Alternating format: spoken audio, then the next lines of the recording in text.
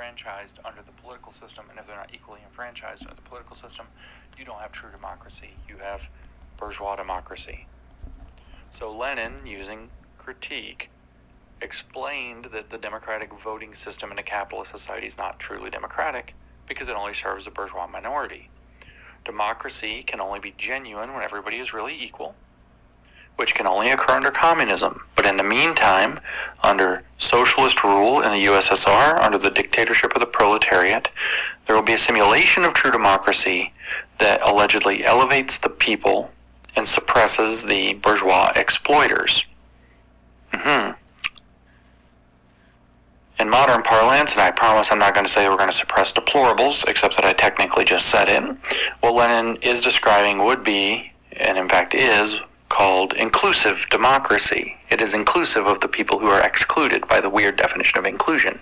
That's why it's key to understand that they subverted the definition of inclusion, because we need to have an inclusive democracy. That's a real term that they use, and it uses the exact same trick on the definition of inclusion to achieve its aims, but it ties it to the word democracy so that a truer,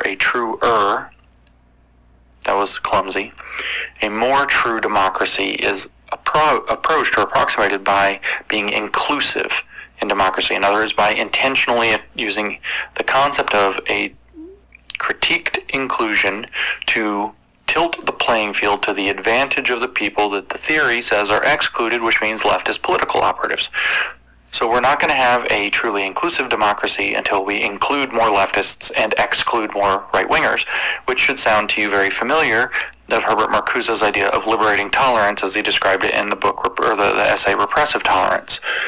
So the underlying belief is that the society is exploitative of certain groups who are probably in the majority, like, say, straight white men, and thus those people aren't equal participants in the democratic process. And I said that backwards.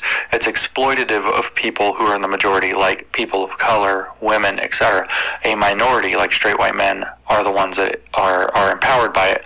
And so the people who are excluded are not equal participants by structural power, are not equal participants in the democratic process. Only really the people who are structurally advantaged or privileged are full participants. Everybody else is kind of excluded or is diminished participant, and they have to be made equal, which is equity. The adjustment of enfranchisement, opportunity, and privilege is equity. The term in Lenin's day, of course, was democratic socialism, as I said. So what they did was they created a Soviet republic, and they pretended that they were being democratic within the party, but outside of the party there was no democracy, and if you were part of the people, you were probably not going to be enfranchised in any way whatsoever.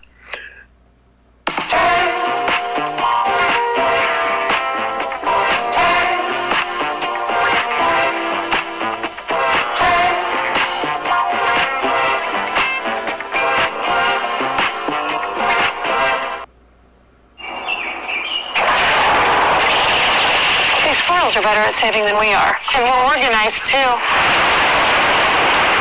Try embracing your inner squirrel. When you save with BMO, you can set up specific goals and easily track your progress in the BMO app. That sounds great. That could help us redo the yard. Yeah, you could really go nuts. I'll shut myself out. When a bank helps you make real financial progress, that's the BMO effect. We're not going to be enfranchised in any way whatsoever.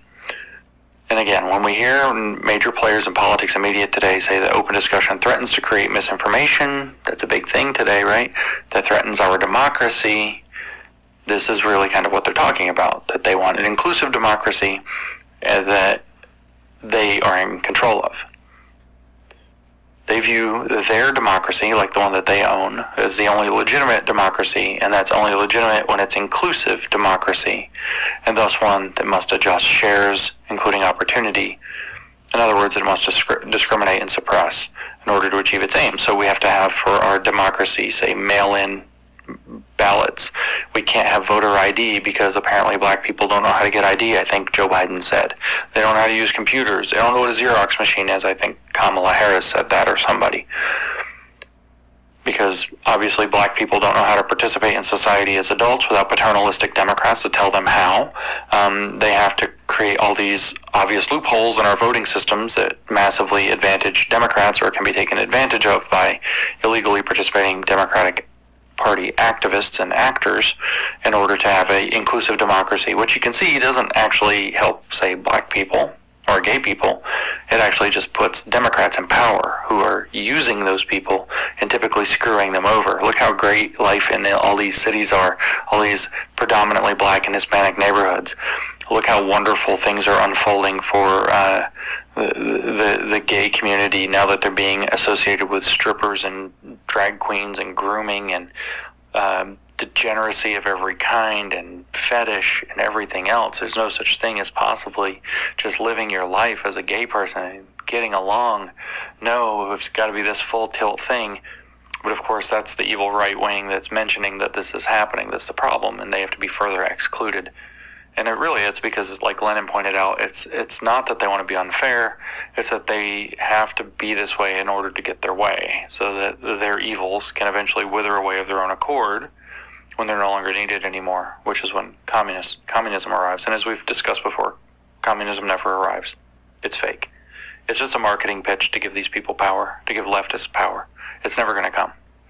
In fact, if we were doing the Fourier analysis podcast, we would say that no matter which stage you're in, it doesn't matter. It doesn't matter what year, it doesn't matter which country, it doesn't matter which attempt, it doesn't matter North Korea, Soviet Union, China, CCP, doesn't matter, Cuba, Venezuela, pick your favorite one, doesn't matter. Literally none of them are any closer to communism than the United States in 1950. None of them are. There's no closer to communism. You never get there. There's no closer. There's no closer to never getting there. Just like there's no closer to infinity. Pick any number you want. There's infinity numbers between that number and infinity. There's only, say, 1 trillion numbers between 1 trillion and 1. There's infinity numbers from 1 trillion up to infinity. You never get close. You don't even not get to infinity. You never get closer to infinity. Same thing with communism, because communism is a limit. You never actually get to communism. You just get to new forms of socialism that suck in more important ways. But I digress. So this third term then, we've got inclusion that's been redefined, and then they redefined democracy, and then in the modern world, they've retooled it in terms of an inclusive democracy.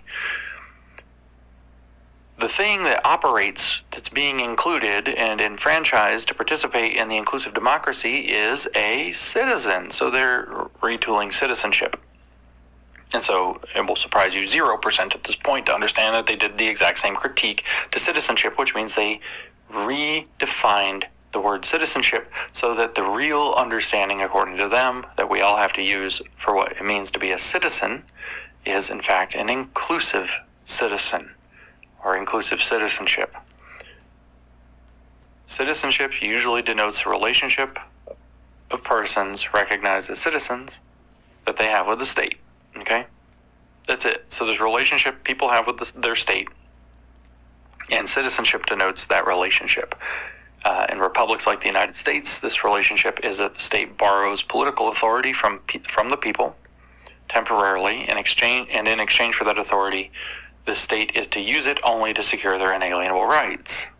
Among these, life, liberty, and the pursuit of happiness, which they tend to forget. Now, of course, Thomas Jefferson believed that those followed from John Locke's expression that one of the inalienable rights is your right to property, which is exactly the point where Karl Marx said the fall of man occurs, and he flipped out. Communists, in other words, do not like the right to private property. Karl Marx wrote in the Communist Manifesto, Chapter 2, if you need to go look it up, that communism can be summarized in a single sentence: the abolition of private property. So, for woke Marxists, or dialectical leftists, whatever you want, citizenship is the other side of the coin of democracy. Citizens in a country like ours are the people enfranchised and empowered to participate in their democracy, or their democratic republic, as it were. But not a Soviet republic, as it turns out, because only the Council, the Soviet, has that capacity. Anyway, therefore, a person is only a full citizen to the degree that structural power doesn't disenfranchise that person, even as a matter of kind of weird fact, right? That's the way the critique works. See, you think you're a citizen, but there's structures of power that take away some of your opportunity. Things are not fully equitable. Therefore, you don't have as much voice as a person of color or as a gay person, or you have to devote your time and energy to activism on behalf of being black or being gay. You have to do all these different things that other people don't have to do, so they are fuller citizens. They have more full access to the privileges and the benefits of society than you do. They're full citizens, but if you are on the receiving end of an unjust power dynamic, the injustice partially disenfranchises you from the society that you're a part of, and so your citizenship isn't full. So that might be through literal exclusion, like, say, back in the day, really early on, when black people couldn't vote, or it might be as just a matter of fact, or when women couldn't vote, or whatever else. So, inclusive citizenship is a Marxist model, or kind of a very late neo-Marxist model of citizenship, using this perverted idea of inclusion in a perverted idea of a democracy to justify that citizenship has to be a tilted concept as well to account for these alleged power dynamics. So what they've done is a critique of citizenship and reframed what it means to be a citizen outside of any belief in an impartial state. So there is no impartial state. There are power dynamics everywhere. They structure society. It is structurally and materially deterministic. So you have to account for that in your definition of citizenship, which is your relationship to the state, or else you don't have an inclusive citizen being able to participate fully in an inclusive democracy. See how these go together? Of course, it believes that an impartial state is impossible, that it's always organized to maintain the power, privilege, and advantage of the people who are already advantaged, and thus they are uniquely morally positioned to be able to resist that by stealing that power and authority. So a key example of this issue has already been raised, and that's motherhood. Motherhood detracts for women from full citizenship according to woke theory by placing demands on a woman. Those demands might be to the family, to the child, to your body, depending on what you're going through, and that means to something other than direct civic participation. So when a woman becomes a mother, she loses part of her citizenship because she can't fully participate in society as a full citizen because she has duties to family and child and self that fall under the umbrella of mother. And this is a unique imposition by nature, as it turns out, upon women that is an injustice because it politically removes some of their enfranchisement in the society.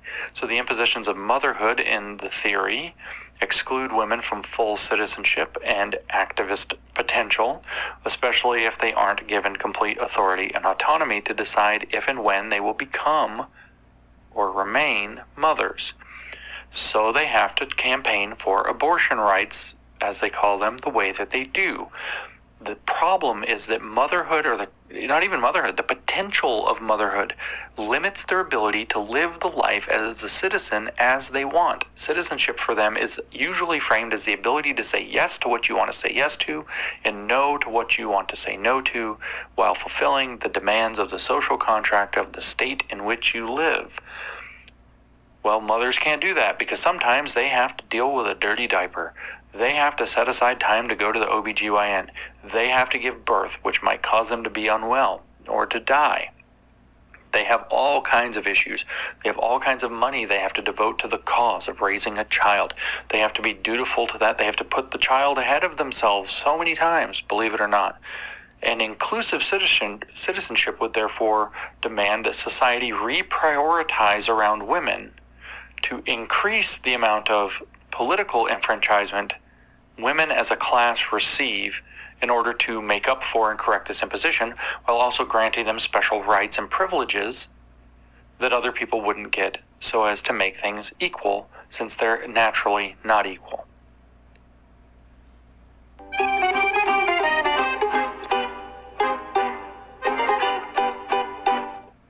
Naturally not equal.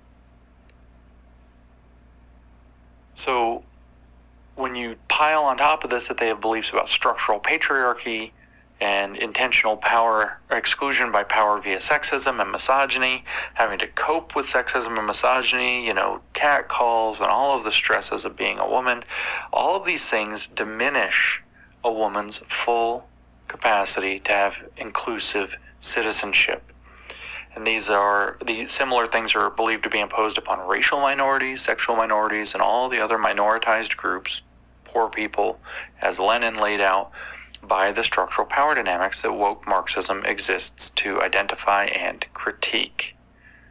So women need special privileges, racial minorities need special privileges, sexual minorities need special privileges. The concept there is actually literally called sexual citizenship. And as we'll discuss more in the future, it is one of the 7 key principles of comprehensive sexuality education, is to educate children into being full sexual citizens. There's some groomer schools for you. And on it goes. We have to have inclusive citizenship to answer the fact that there are power dynamics in society, like the capacity to become a mother. We have to have intentionally tilted politics, intentionally tilted opportunity, intentionally tilted enfranchisement in order to make up for the challenges of disenfranchisement and oppression that come along with these so-called power dynamics. And it answers the alleged challenge of the unfair tilting or disenfranchisement of people by offering special privileges to so-called historically marginalized or other disadvantaged groups. And then, of course, what this really boils down to, because leftists or dialectical leftists and Marxists are using these groups as tools, leftists among them are given power because they're the only ones with the true view. Otherwise, they have internalized misogyny or something, and suppressing other people. In particular, suppressing conservatives. It's the justification for the liberating tolerance within the essay of that's supposed to advantage leftists, as described in the essay by Marcuse of Repressive Tolerance. So by redefining citizenship, leftist activists can actually subvert society entirely. And that's the key. So this Tower of Babel, in a sense, was, inclusion to inclusive democracy to inclusive citizenship is all about redefining these terms in terms of power dynamics, partly so that I want you to come away actually understanding what critique means, critique means redefining a word to understand it in terms of power dynamics, at which point they've redefined the term so that it implicitly advantages leftists when it gets used, and outside of themselves and each other, because nobody else reads their writing at all, ever. Nobody else knows that they've redefined the term, and they will take advantage of it in policy situations. So I want you to come away with that. But you need to understand that this tower, from inclusion to inclusive democracy to inclusive citizenship, which, by the way, will extend. Inclusive citizenship will eventually be global citizenship, because it has to be inclusive around the globe, not just within nations, but across them all. And national citizenship will, in fact, be problematic. And that'll be a huge push. It's already a push, but it'll become a more and more huge push as time goes on, unless these people are stopped completely. And finally, for once, but by redefining citizenship, what they achieve is a tremendous ability to subvert society, because what you're now doing, if you get lots and lots and lots of people to think of themselves completely on a fundamentally different level in terms of what their agreement with their state is, they will become relentless activists on behalf of transforming the state into the thing they think that they're supposed to have, or into the relationship they think they're supposed to have, or that they do have. Hence the way that they act whenever they don't get their way politically about anything. They take to the streets, they flip out, they assert that they have all these rights that don't exist. Rights to education, rights to not have to pay back student loans, rights to, have an abortion the day after birth, or whatever the hell they assert at any given point.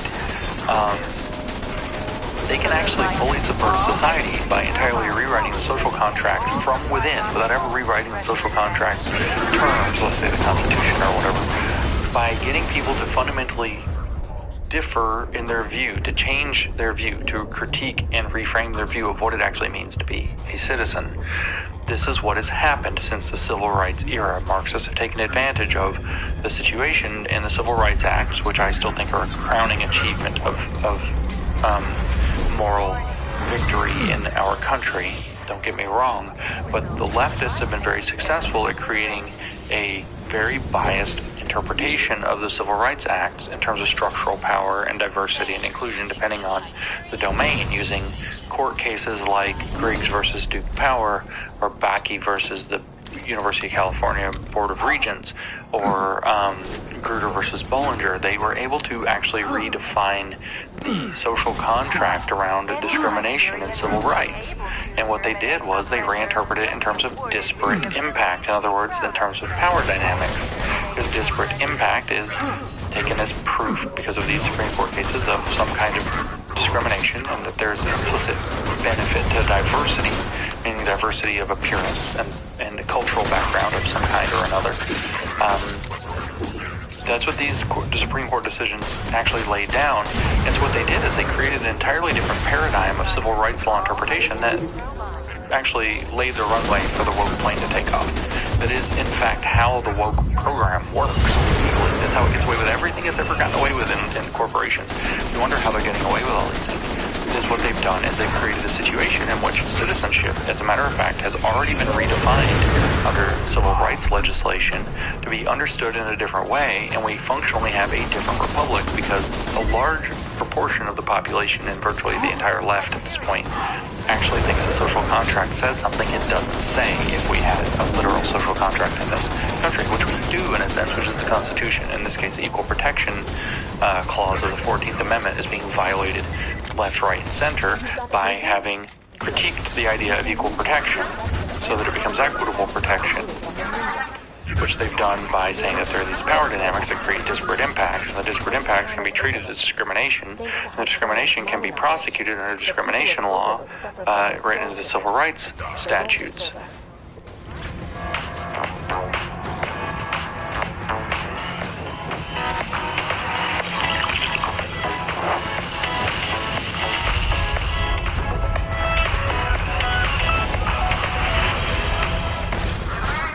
Statutes. See how that works? So they fundamentally transformed what it means for many, many people to understand what it means to be a citizen of this country, and that you're not a full citizen in some sense if you're black, if you don't have affirmative action. You're not a full citizen if you're a woman unless you have, say, a year of maternal leave paid, or whatever other thing they demand. Abortions until, the child's 7 years old, or whatever they want to do. Because it's still an imposition to be a parent, maybe, right? Where does that slope stop sliding? That's a good question. By replacing citizenship with inclusive citizenship, stuttering all around this, you can imagine what it'll be when it's global citizenship. You'll have to answer to the UN, the World Health Organization, the World Economic Forum, the International Monetary Fund, the World Bank, the OECD. All of these huge global freak shows are going to become the de facto government of the world. And we're going to have to define our citizenship in terms of them. Remember, there is no such thing as a global citizen because there's no global sovereign. We shouldn't want a global citizenship because we don't want to be global citizens because we don't want a global sovereign. But by replacing citizenship with inclusive citizenship, leftists have, by default, and everybody who believes and thinks this way, created a new and separate social contract that inherently advantages leftism while intentionally disadvantaging everyone that opposes leftism. If it feels like we live in two countries with two sets of laws that are completely irreconcilable, it's because we have two large populations that have fundamentally different social contracts they operate under. And the reason that the political advantage flows the way that it does currently is because one of those is the one that is actually aiming for impartiality as a virtue, and the other implicitly advantages itself.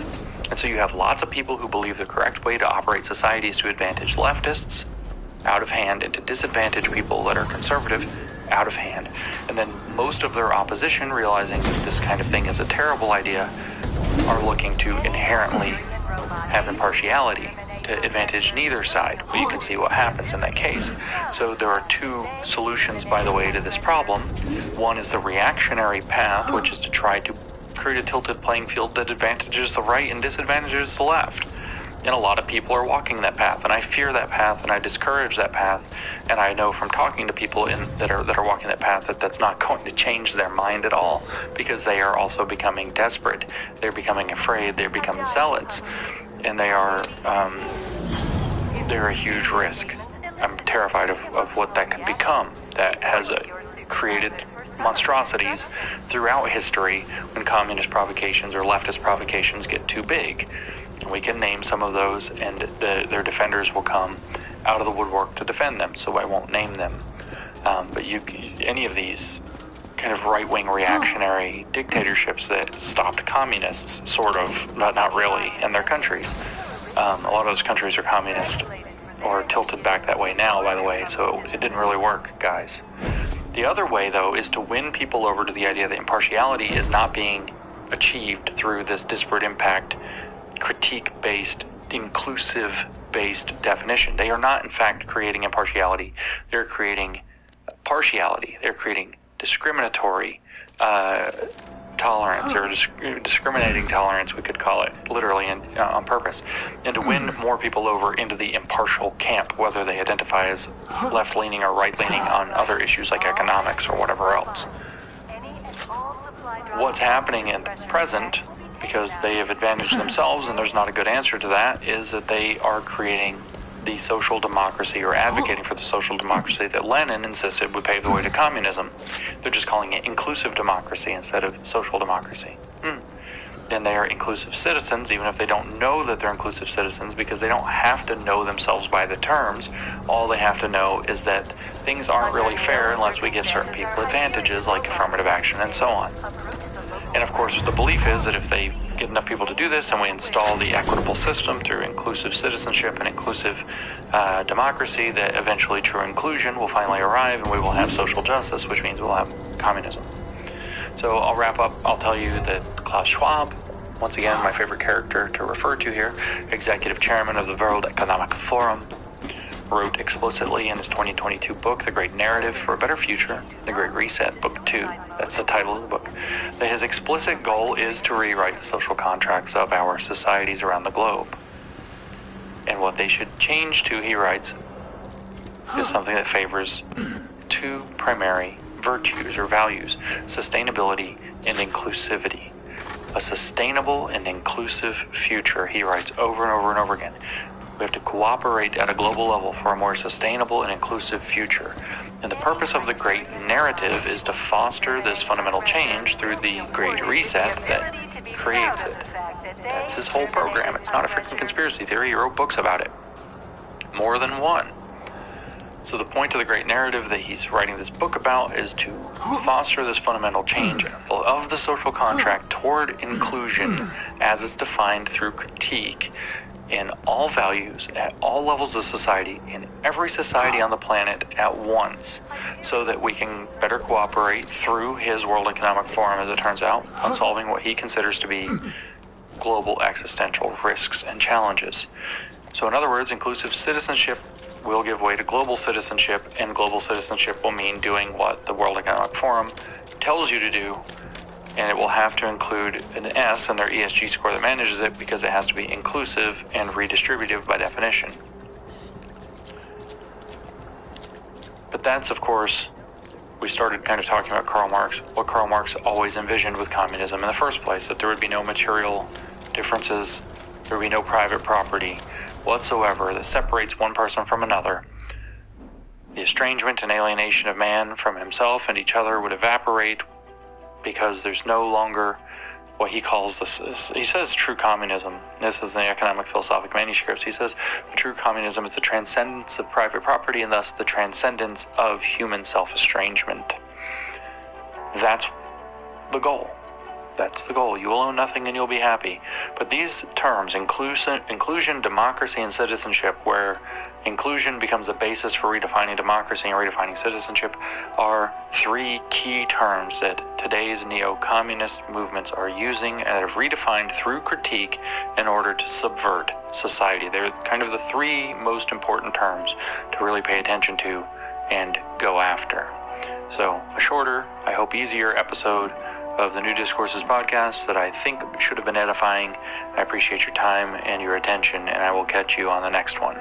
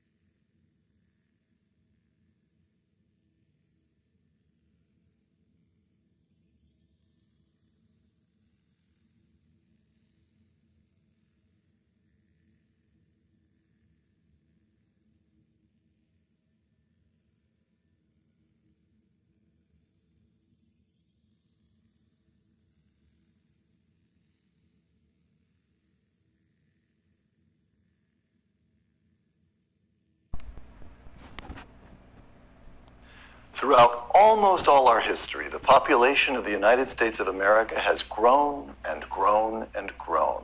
From 2.5 million people in 1776 to 330 million people today. But what if that growth stops? What if our population shrinks? What then? One man has devoted himself to studying that very question. Dr. Nicholas Eberstadt on Uncommon Knowledge now.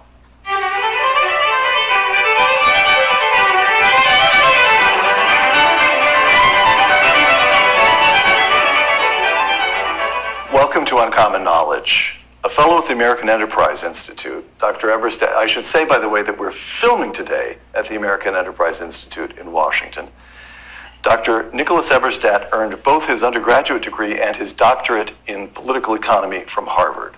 Dr. Eberstadt's many books and papers include Poverty in China and The End of North Korea. In recent years, Dr. Eberstadt has been examining population and demography. First, he recognized that other countries have a problem, publishing Russia's Peacetime Demographic Crisis in 2010. In more recent years, he has been describing this country's problem, publishing Men Without Work, America's Invisible Crisis in 2016. Our topic today, well, let me just read the title of a long essay Dr. Eberstadt published in National Review not long ago. Can America Cope with Demographic Decline? Nick, thank you for joining me. Thank you for inviting me, Peter. It's a pleasure to see you. It's a pleasure to have you to myself to read an Eberstadt essay with Nick Eberstadt. All right. Nick Eberstadt, I'm quoting you. Over the past decade and more, since the crash of 2008 and the Great Recession, really, America's birth trends have taken a fateful turn, veering well below the replacement level, close quote. What is the replacement level? What does it mean to veer below? What makes us suppose this is ominous? The replacement level, or a net reproduction ratio of 1, means that there's one baby girl born for every childbearing woman who's going to make it up to childbearing age herself. What this means is that a society is on a long-term trajectory for population stability without compensating immigration or anything like that to keep things at stability or above. For 30 years before the crash of 2008, almost 30 years, the United States was the lone large, rich society that was at replacement or slightly above the replacement level. Above this, let's say, 2.1 births per woman per lifetime level, roughly speaking. We have slumped steadily since 2008. We've been on an escalator going down, and of course the COVID shock didn't get everybody into the bedrooms having babies. It actually had the opposite effect. The United States is now maybe on track to be 20% below the... He claimed 30 years, but that's only 12 plus a little bit, give or take. Does he not know math? I'm almost 30, and I was born in 93. 2008 is not almost 30 years old. Replacement level, if current trends continue, which is a weasel word we always have to use, because demographers are really pretty clueless about forecasting fertility into the future. But if current trends continue, the United States would be on a track without compensating immigration to shrink 20% for each generation, each succeeding generation. And this is entirely new in our history. We had a blip in the 1970s, which some of us are old enough to remember weren't a super great time in the United States, where snapshot calculations of replacement rates had us below replacement for a while. What was really going on in those days was that there's a big shift in timing of kids. Women were deciding to have they ended up deciding to have about the same number of babies. They just decided to have them later. If you did the snapshot for a couple of years, it looked like there was a dip below replacement. What's going on now does not look like a shift in timing. It looks like there may be a shift in the total number of desired children that young people wish to have. All right. So this is tremendously arresting, to put it mildly. You get a country growing and growing and growing, and now, in historical terms, quite suddenly, it looks as though the growth may stop. Absent immigration, we'll come to immigration. The next question, of course, is, well, what does it matter? The European Union is ahead of us, if that's the way to put it. They expect their fertility level has been down for several decades. They expect their population to begin shrinking, within a decade or so. At the end of this interview, I think. At the end of this interview, Russia's in worst case. China, from the point of view of population, is in worse circumstances still. In spite of having eliminated the one-child policy, Chinese just aren't having children. The birth rate is, I think, the number you gave was 1.3. Yeah, it's plunged since the end of the coercive one-child policy for some fascinating reason. All right. So the question would be, for those immediately seeking reassurance, well, this may be happening to us. It seems to happen all over, let us call broadly construed, the modern world. And other countries are in worse shape. We're still retaining our relative position. We still have relative growth. And then Nick Everstedt says, well, maybe, but the formula by which the U.S. ascended to its current status of wealth and power was predicated on over 2 centuries of continuous and exceptional population growth, unique among Western countries in tempo and scale, close quote. We don't know how to be a country without population growth. The last time that we faced the specter of population decline, which might be a clearer term than demographic decline, which sounds, kind of like Spenglerian. The last time we faced the specter of population decline was in the Great Depression, for reasons that we can imagine, right? Not a time of great optimism about the future, almost no immigration, and the projections from the 1930s had us peaking and declining by 1960s. Those were as wrong as demographic projections so often turn out to be. It didn't happen that way. But we're back to a moment where it is very plausible to think our population may peak and decline. The latest information from the Census Bureau reports that U.S. population growth, measured U.S. population growth, never been as tiny as it was last year. And that's births, deaths, and immigration make for the total. We've never had a confluence of births, deaths, and immigration that ended up with such a fractional increase in U.S. population since we started collecting measurable statistics.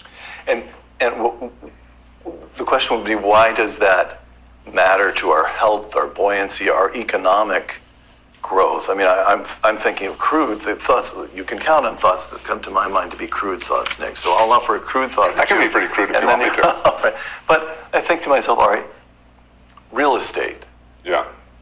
All those overbuilt neighborhoods in Las Vegas, all the building in Florida, those huge tracts being erected in Texas. What happens if nobody is around to live in them? You get a whole there's a banking, borrowing, legal system that does property. You get a whole sector of the economy predicated on the existence of growing numbers of human beings. And that just goes away if the population stops growing. Is that correct? And there are there's some tie between economic growth and population growth.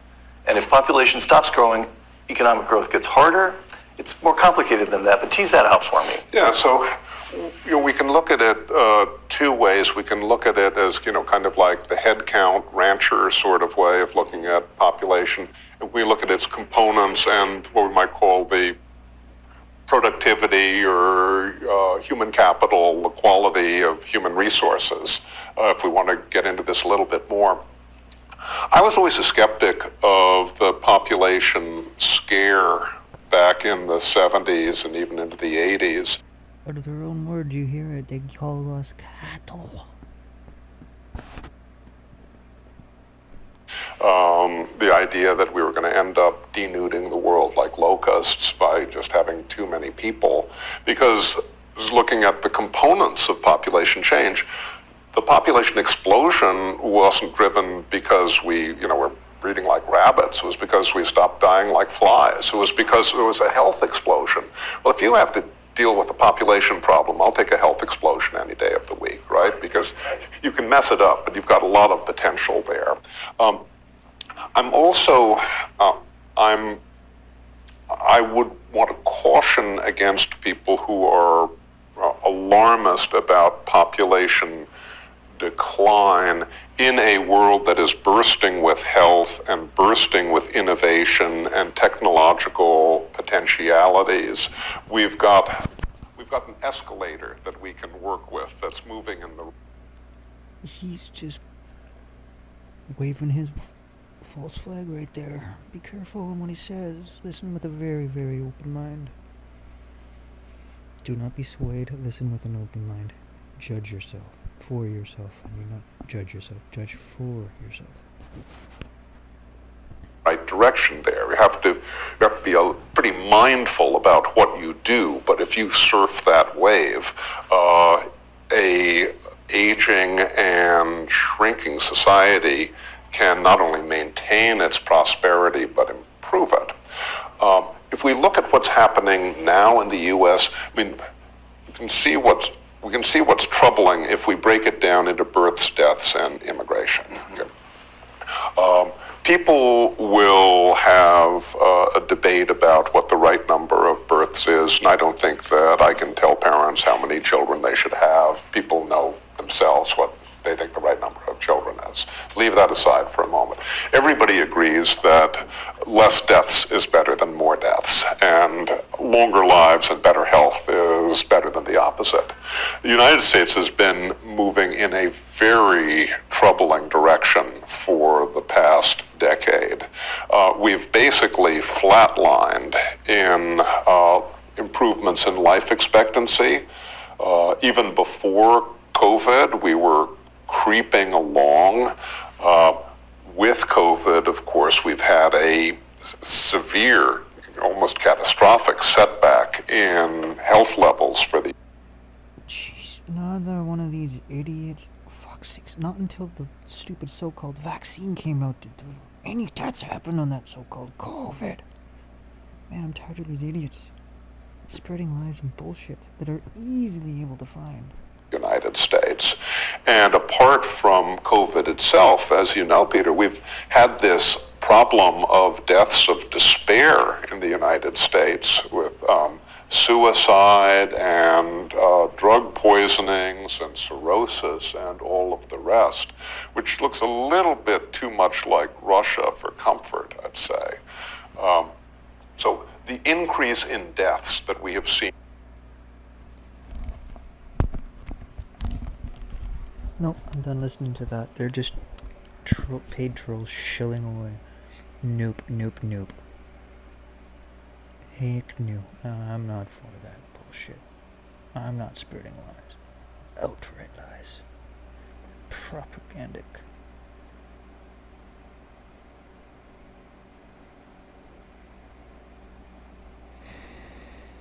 Let's get to facts and truth. Stuff that cannot be changed.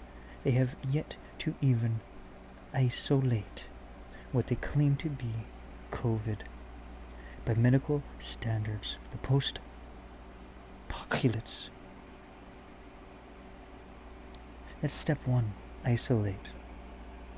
They have yet to isolate. They have yet to do step one. Therefore, they have yet to complete the own medical golden standard just to claim X causes Y. And when there's actual virologists claiming that what they're calling COVID is actually exosomes and lay proof to their claims. Well, these guys are just all fluffy talk. No. It's just stop allowing them. We're at the point of no return, world. And I just remind you, since everyone seems to forget, back in World War II, they hung even though they claimed we were just following orders. We were just doing our job. Remember that. To simply obey doesn't make it right.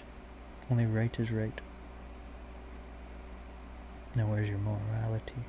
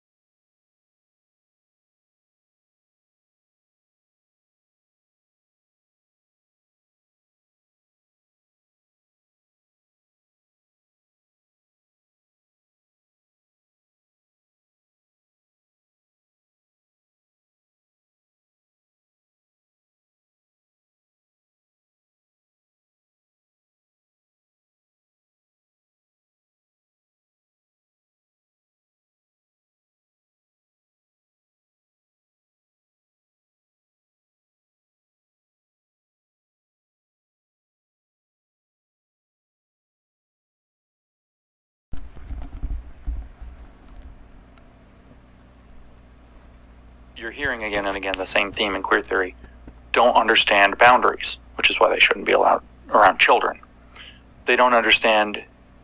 I almost lost an editor for something I wrote one time because I said these people don't know how to human correctly, and that was apparently a dehumanizing statement, but it's really evident. It's almost like seeing color blindness and saying, well, they can't see all the colors, except it's like propriety in their brain. They can't understand why you don't do kink in public in front of children.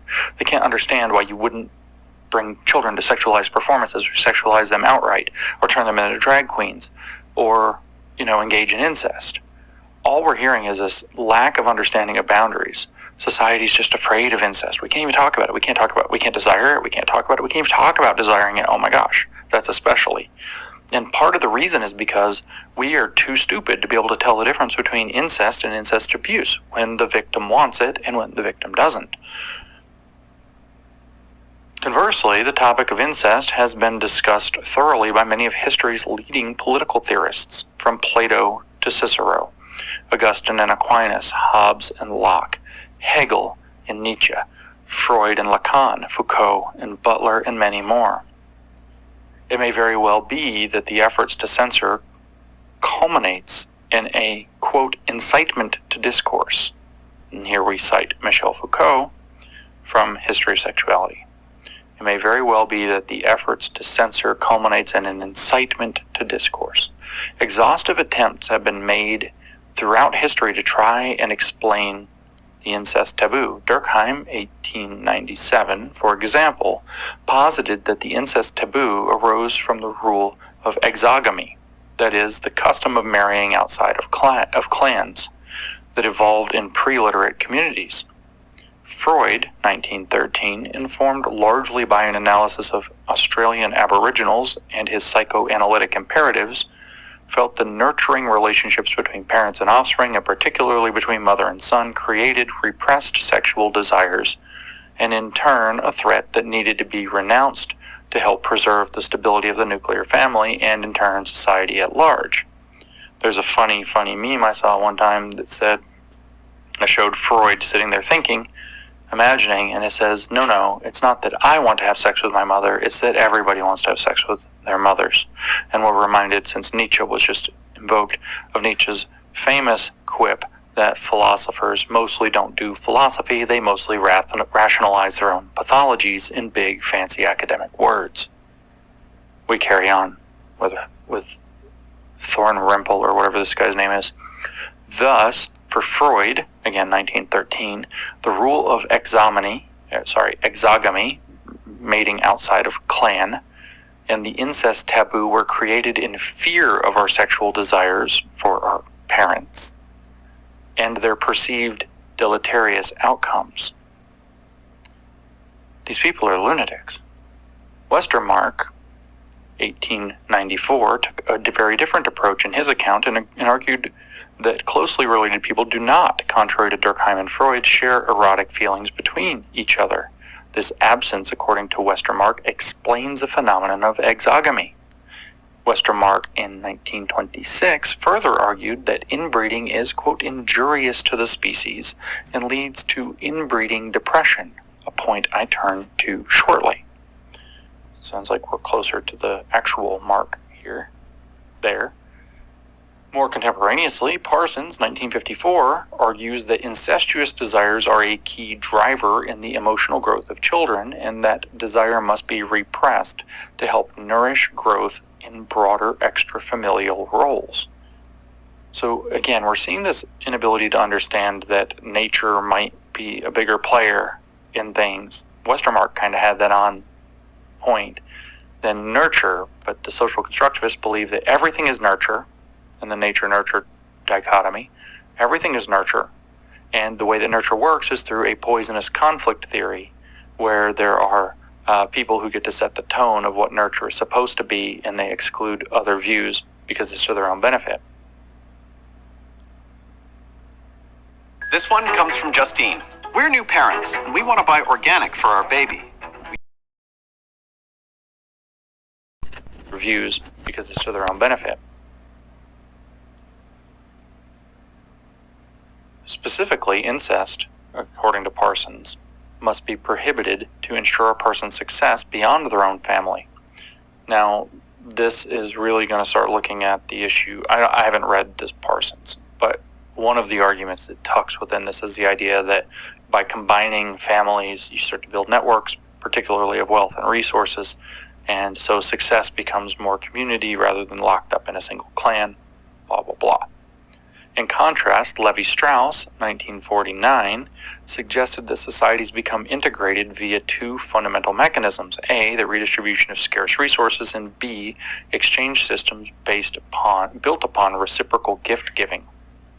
On this latter point, it is a relationship imbricated in the exchange and not the objects exchanged themselves that builds solidarity and integration. Thus, for Levi-Strauss, exogamy, again, that means mating outside of your clan or family, working as a form of gift giving and exchange, is non-viable without the incest taboo. See what Levi-Strauss, who is a structuralist who precedes the post-structuralists, who precedes the postmodernists, who precedes woke, what Levi-Strauss is arguing is that you have to have an incest taboo as a structural phenomenon, as a concept, to repress the sexual urges that people would otherwise have between family members, because then they're going to mate with their family members who are closer, rather than going out and then gift giving and exchange between clans, which builds a broader society, which is the thing I was just talking about. So whether Parsons talks about it or not, Levi-Strauss certainly does. Imagine thinking that that's why you don't want to bone your sister. Many of these contributions have their own benefits and drawbacks, and some help to explain incest avoidance rather than the incest taboo. Now, that means we're going to focus not on why we actually avoid incest, but why there's a taboo about it, because that's, if they want to change the discourses about things, this cripping incest discourse is the title of the paper. They want to change how we talk about, thus think about the issue of incest. So we're not going to worry about why we actually avoid incest. No. We're going to talk about why we have a taboo, because we have to get rid of the taboo, because taboos create categories of normal and abnormal, and those are intrinsically harmful according to queer theory, because they uphold what they would see as a bogus definition of normal, and thus harm people. They engage in a violence of categorization, for example, by categorizing people as good or bad, perverts, degenerates, or motherfuckers, I don't know, and thus put them down. It's virtually impossible to provide now, by the way, since I've written these fake papers for literally this journal, I can tell you what we just read through is the part where you try to make it sound like you're doing something scholarly when what you're about to do is assert a bunch of bullcrap opinions. So we got to get through the part where you pretend you're a scholar, so we can get to the part where it's really, truly insane. It's virtually impossible to provide a comprehensive account of the incest taboo within this relatively short text, but ultimately that is not my intention. Noting Turner and Mariansky's 2016 observation that virtually every explanation, this is, quote, virtually every explanation that has been offered for its origins contains an element of the answer as to why it emerged, end quote, I refine my inquiry to two contemporarily powerful yet equally biologically reductionist conceptualizations of the incest taboo. Okay, so social constructivists really don't like when you boil something down to biology. In fact, they don't want biology to be part of anything at all, because biology is part of the overarching ideological structure that people use to justify why they get to say certain things are normal and other things aren't. So it's a bogus science, biology is. The point of biology is not, in fact, to study what's actually going on in the world, but it's rather to study what's going on in the world through a particular perspective of normalcy that upholds that definition of normalcy, that keeps the people who believe in that definition of normalcy in power. That's why they can't define what a woman is. That's why when Ketanji Brown Jackson was asked by Marsha Blackburn on the stand, what is a woman? And she said, do I look like a biologist? She actually committed to transphobia. Biology doesn't answer that question. It's biologically reductionist conceptualization of woman. You have to use a social constructivist conceptualization of woman, which you can hear extensively in Matt Walsh, who started the What is a Woman movement documentary film he made called What is a Woman. You should see that. You'll see the social constructivism very, very clearly. So we don't want to use biologically reductionist conceptualizations of the incest taboo. Instead, we want to make sure we stay in social constructivist ones and apply a critical theory lens to that. Particularly, he says, I am interested in two accounts of the incest taboo that butt up against disability politics, because that's, of course, how you would want to go about this. First, the knowledge that incest creates inbreeding and attendant, quote, abnormalities, and second, that incest is a threat to the sanctity of the institution of the family. I challenge both of these assertions on the basis that they are grounded in ableist and heteronormative modes of thinking. So, we already covered that in the abstract. I won't rant and rave about it again till we get to those parts. That's literally how stupid and insane those people are. That's not me. That ain't me one bit. I'm just letting his own words shine through.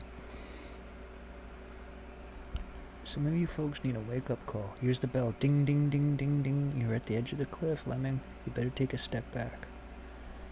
All of you folks, truly think on what they say and what these dumbasses are talking about. I just shared with you what some of these dumbasses talk about because you guys are all too scared to go and learn. To take the time and listen. And think, what if what some people claim is true? What if they were trying to take our children? What if? Well, sure seems like they were. Sure seems like they're trying to lead the world into a very bad thing. It's really creepy how I have to interject this cancel culture bullshit by sharing with you on video games that I record my gameplay of. Yeah. The only real loophole around it. Don't take what some of these people on YouTube say seriously, folks. Hyperion machines are discouraged from being ingested by the thresher population. When you really look at it, it's sadly a whole bunch of parroting. Calling one cracker. They hear it and they repeat it.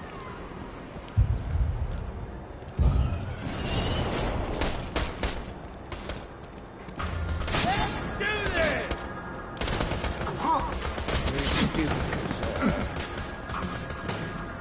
The world's already seen it. Sit up, robot. You are adequate.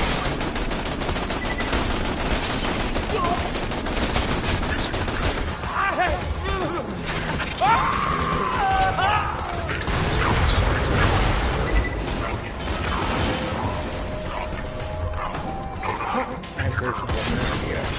I don't really let it happen again. Sadly, with World War II, that doesn't happen. Brown shirts.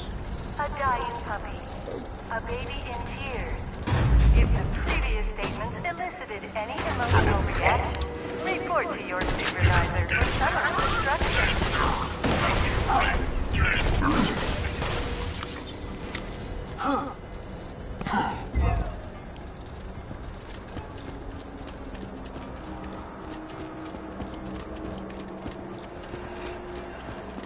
Just like how it reminds me of one verse. Creepy, isn't it? Video games. Some movies flaunt the truth in front of people's faces, doesn't they? Hey? What did Jack want in this game? He made Hyperion try to get into the vault. He wanted all this stuff in the vault for himself. A dying puppy. A baby in tears. That thing's pretty much gonna destroy this whole planet. He's gonna get his way. The world's scary how kind of similar it is. They keep destroying our world, trying to make themselves richer. Have it all. Don't believe me? Look at Agenda 21. It's now Agenda 2030. Look at the book out there by Klaus Schwab, The Great Reset. It's not theory, it's factual. These fools are saying this this is so stuff. frustrating. You see, this is what I don't get about you bad guys. You know the hero's gonna win, but you just don't die quickly. Man, example, this one guy in New Haven, right? City's burning, people are dying left and right, yada, yada, yada. This jackal rushes me with a spoon. A freaking spoon, and I'm dying laughing, right? So I scoop out his stupid little eyeballs with it, and his kids are all, wah! And I can't even, he can't see where he's going, he's bumping into stuff, and anyway, I don't know, maybe you had to be there. The moral is, you're a total bitch.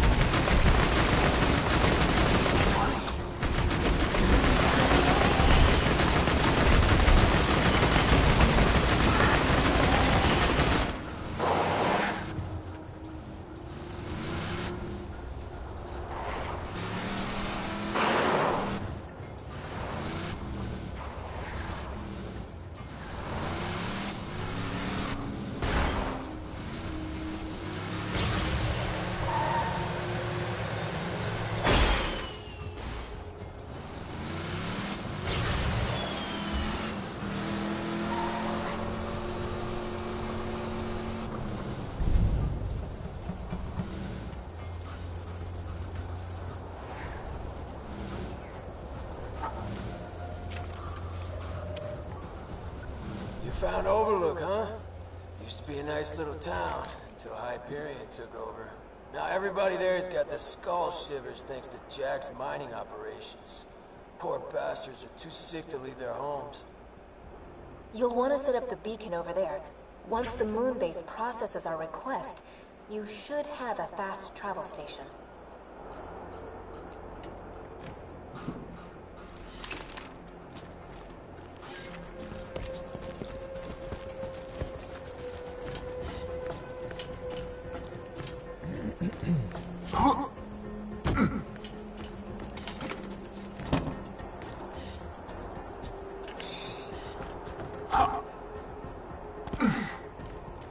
Overlook has once again inched out Jackville for fewest weekly curfew violations. For the next week, the grinder will only be used for egregious felonies, like littering or profanity.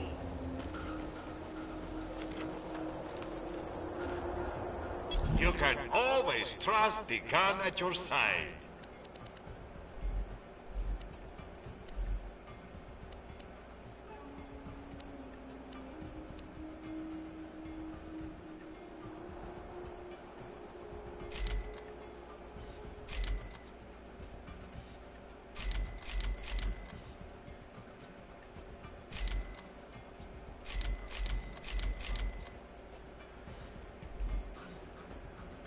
See you soon!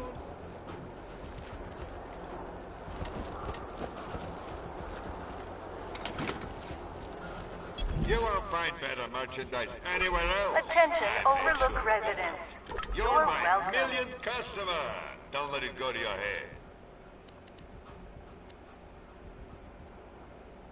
Tell your friends, Marcus Munitions.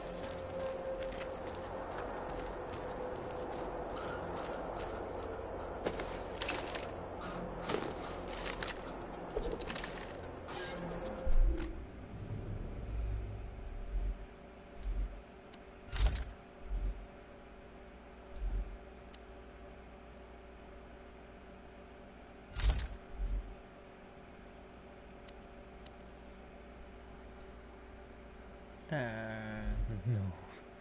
Actually. That.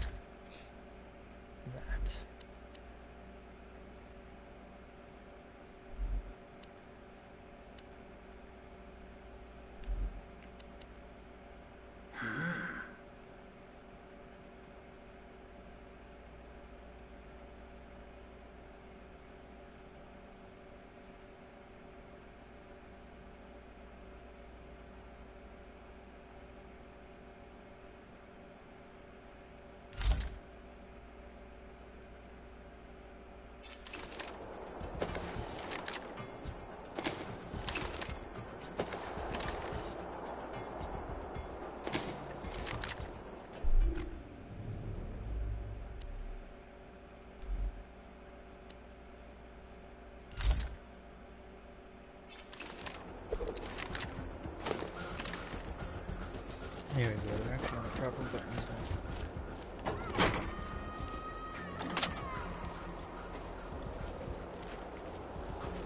Feeling overburdened by money?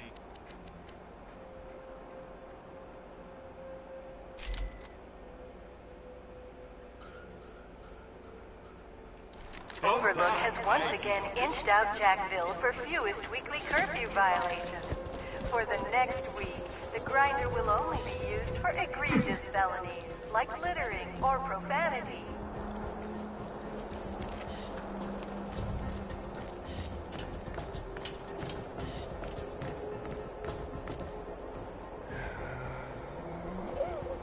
The fun's gonna begin, I better have a smoke.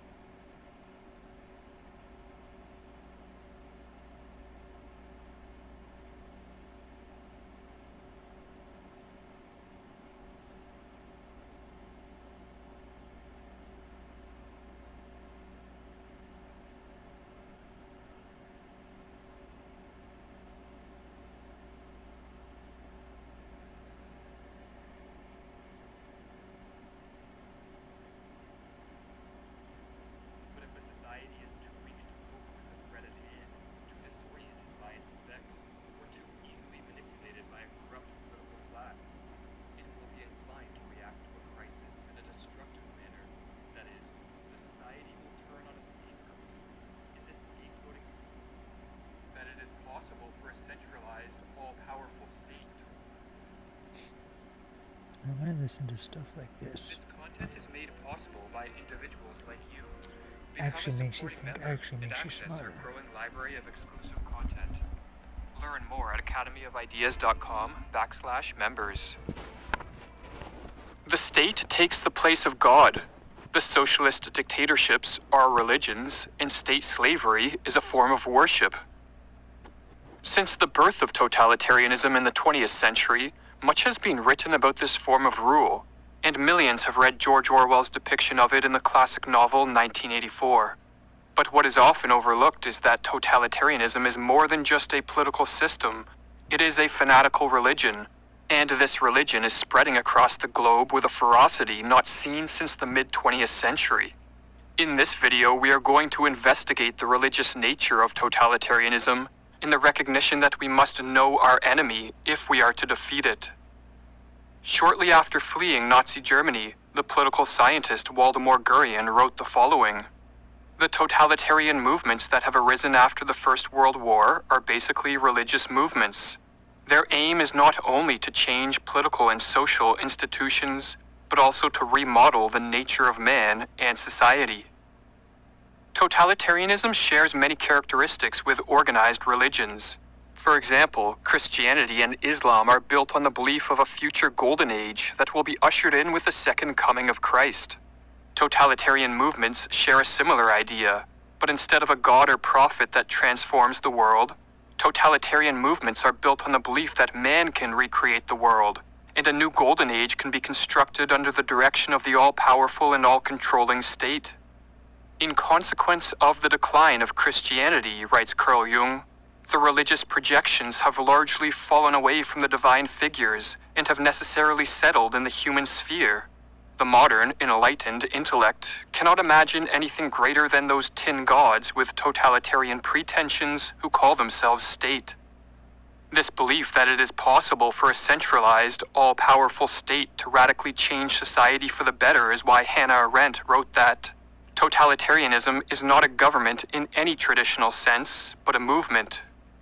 In the totalitarian movements of the past, this golden age was envisioned to be one of racial purity, or a communist utopia of equality, efficiency, and prosperity for all. Today, this totalitarian golden age is one in which mankind exists in harmony with Mother Earth, or in its more extreme form, an age where man merges with machine and transcends biological limitations of disease and death. Needless to say, totalitarian utopias never come to fruition, for as Karl Popper warned, the attempt to make heaven on earth invariably produces hell. These utopian visions do, however, succeed in stimulating the religious enthusiasm of the masses, and totalitarians use these visions to convince the population that the utopian end justifies any and all means, be it mass surveillance, censorship, widespread oppression, mass imprisonment, or even the extermination of groups of people, or as Barry Goldwater explains, those who seek absolute power, even though they seek it to do what they regard as good, are simply demanding the right to enforce their own version of heaven on earth. And let me remind you, they are the very ones who always create the most hellish tyrannies. Absolute power does corrupt, and those who seek it must be suspect and must be opposed. In the totalitarian religion, there are the chosen people and there are the sinners. The chosen ones naively believe in the possibility of a paradisal future and the ability of the state to be the vehicle to effectuate this transformation. They are the pious who follow the state's commands with unquestioning obedience. The sinners are the non-believers. They are the heretics who stand in the way of the so-called greater good and prevent the forward march of history. To use an analogy offered by the Polish philosopher Zygmunt Bauman, the totalitarians see the earth as a garden to which they are anointed to cultivate, and the sinners as the weeds that must be exterminated to bring about the full flowering of the totalitarian utopia. All totalitarian visions of society as garden define parts of the social habitat as human weeds. Like all other weeds, they must be segregated, contained, prevented from spreading, removed and kept outside the society boundaries. If all these means prove insufficient, they must be killed. But removing the weeds is only one part of the totalitarian religious movement. The remaining citizens must be turned into totalitarian true believers, who inwardly assent to a life of strict conformity and obedience to authority. For in totalitarianism, the mere outward display of compliance is not enough.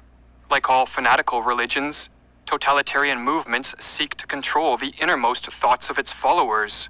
Referring to Mussolini's fascist dictatorship in Italy, Giovanni Amendola explained, "Fascism did not so much aim to govern Italy as to monopolize the control of Italian consciences. The possession of power is not enough for fascism. It needs to possess the private conscience of all its citizens. It demands the conversion of Italians. Fascism makes the same claims as a religion. It does not promise happiness to those who do not convert." In pursuit of this totalitarian religious transformation, various proselytizing methods are used. Two of these are demagogy and pedagogy, the former being the spreading of state propaganda through art, literature, music, plays, and festivals, and the latter being the ideological indoctrination of the youth via compulsory schooling. The strategy of terror and love is another technique used to proselytize the masses into the totalitarian religion. Citizens are subjected to terror via ongoing wars, continual fear-mongering, false flags, and the ever-present threat of loss of livelihood, property, imprisonment, or death. Yet these displays of terror are interspersed with displays of love. Ceremonial rituals are held to honor the goodwill of the leaders, and continuous propaganda assures the citizens that the regime cares for them and is working hard to keep them safe from the dangers of the world. And as Alexander Stein explains in her book, Terror, Love, and Brainwashing, as in the Stockholm Syndrome, thus does the abuser become the perceived safe haven, a person or an entity to whom one can turn for help, mercy, forgiveness, comfort. This alternation of terror and love triggers free-floating anxiety, confusion, and creates a trauma bond between the citizen and the state, a bond that lies at the basis of all cults. Stein explains further, "The alternation of love and fear within an isolating environment results in a dissociated, loyal, and deployable follower, who can now be instructed to act in the interests of the leader rather than in his or her own survival interests. Processes of brainwashing rest on the creation of stress or threat with no escape, other than compliance to the apparent safe haven of the totalitarian regime and group. Persistent fear-mongering, in conjunction with promises that compliance to the regime will bring the citizens salvation, creates true believers who will do whatever the regime commands, even if these commands require them to disown friends and family, face economic ruin, spend time in prison, or even go to an early grave. As one example, Nikolai Valenchek, a man loyal to the Soviet regime, was forced to spend 17 years in the hard labor gulags for a crime he did not commit. Yet upon being released, he did not condemn the Stalinist regime. Instead, he stated, "We believed in the party, and we were not mistaken." Other reports tell of political officials and party followers who cried out, "Long live Stalin," as they were being taken out to be shot by the Soviet secret police. As further evidence for the mass religious conversion that takes place under totalitarianism, Hannah Arendt explained, "The amazing fact is that the totalitarian true believer is unlikely to waver in his loyalty when the monster begins to devour its own children, and not even if he becomes a victim of persecution himself. If he is framed and condemned, if he is purged from the party and sent to a forced labor or a concentration camp. On the contrary, to the wonder of the whole civilized world, he may even be willing to help in his own prosecution and frame his own death sentence, if only his status as a member of the movement is not touched." Totalitarianism is a religion that never achieves what it promises. It creates a hell on earth in which many are sacrificed to the god of the state, but none are delivered into the brave new world they were promised. The more power the state is granted, the more corrupt become the individuals who operate the state machinery, and the more the world descends into chaos. Totalitarianism must be avoided at all costs, but sadly this religion is seeing a modern-day revival.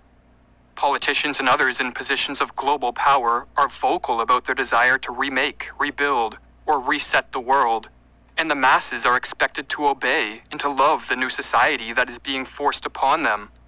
If obedience does not come voluntarily, then force is being used with an alarming frequency. They want to be our shepherds, but that requires us to be sheep, warns Thomas Sowell. In these times of tyranny, we each face a choice. Accept the false gods of the state and allow the totalitarians to lead us into what Alexander Solzhenitsyn calls the land of smothered opportunities, or resist. There is but one choice, to rise to the task of the age. In the mid-20th century, Carl Jung watched the religion of totalitarianism sweep across Europe, and his words serve as a call to action for all who see the perils we face. Where are the superior minds, capable of reflection, today? If they exist at all, nobody heeds them. Instead, there is a general running amok, a universal fatality against whose compelling sway the individual is powerless to defend himself. And yet this collective phenomenon is the fault of the individual as well, for nations are made up of individuals. Therefore, the individual must consider by what means he can counter the evil. What are some tactics we can use to counter this evil? We can stop allowing our children to be indoctrinated with totalitarian ideas. We can ostracize people who blindly obey the immoral commands of the state, for ostracism is one of the most powerful means of social influence. We can mock and ridicule the so-called priestly class of politicians and bureaucrats, and point out their hypocrisy and the absurdity of their propaganda and lies. We can create and support technology, art, memes, videos, books, merchandise, or music that informs, inspires, and spreads the message of freedom. Or we can help build and participate in the counter-economy, which consists of all voluntary exchange that is conducted outside the controlling eyes of the totalitarian state. Simply put, we can strive to live as freely as possible in the recognition that while we single-handedly cannot liberate the world, our own personal liberation creates ripples in society and serves as a powerful example for others. In making the choice of whether to help resist the rise of the totalitarian religion, we should recognize that the choice is not between complying and living an easy life versus resisting and inviting unnecessary hardship. For compliance to totalitarianism is the riskiest of choices, as it is based on the naive hope that this time will be different, that this time power won't corrupt politicians and state officials, that this time the totalitarian monster will not devour its children and create a man-made hell on earth. But as Solzhenitsyn warned, there always is this fallacious belief. It would not be the same here. Here such things are impossible. Alas, all the evil of the 20th century is possible everywhere on Earth. Become a supporting member and access our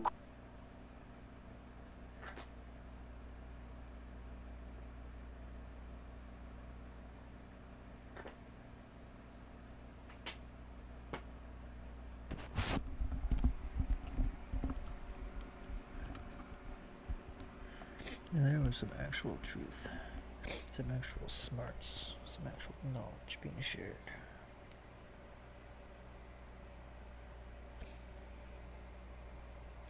It's sad many forget this. I guess I'm kind of in a way lucky that I have a father older than most people my age. Sorry, older than everyone my age.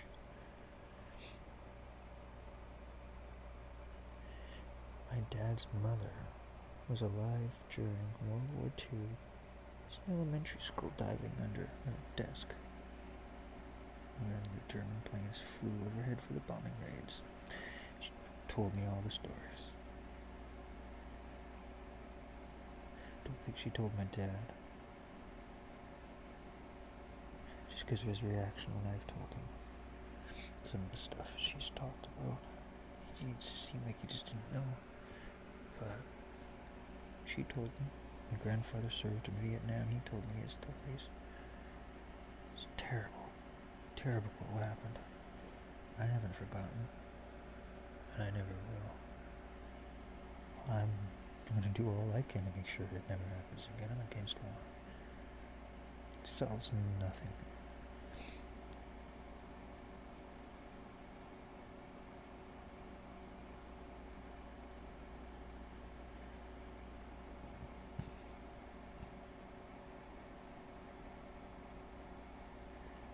I just had to double check before I sounded like a fool.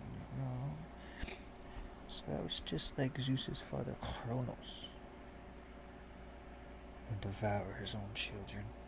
He kept devouring his children until Zeus, Poseidon, and Hades overturned him, stood up and said, no, enough's enough. Stop.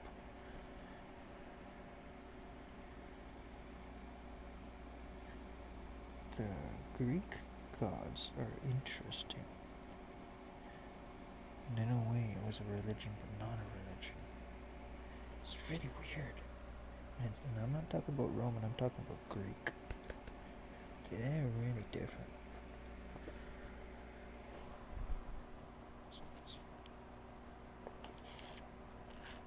But yeah, just like that Kronos story.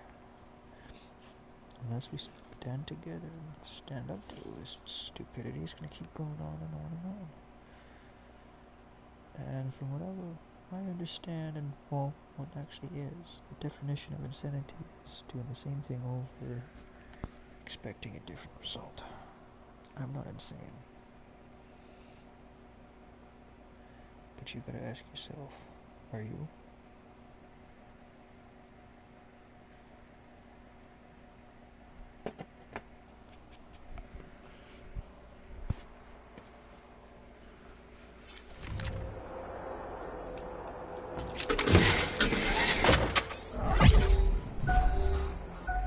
It's transmitting the supply request now. We've just gotta wait a few minutes and... Angel, that's enough. You can stop pretending to help the bad guys now. Angel? We don't have long until Jack realizes I'm not helping him anymore. Defend that beacon. Now, if you can't even handle these loaders, you're really gonna disappoint me. Grenade out!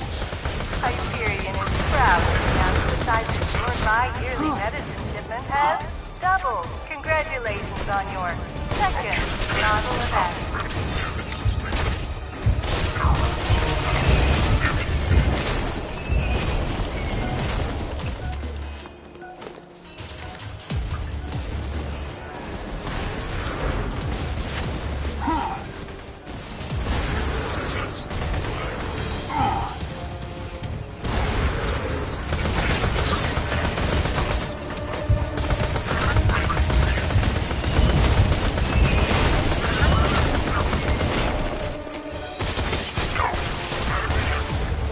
Uncalibrated fast travel station request received. Estimated processing time, 3 to 6 weeks.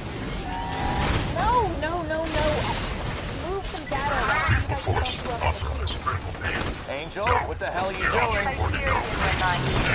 I've increased your request priority. The injunction can live without medical supplies for another few months.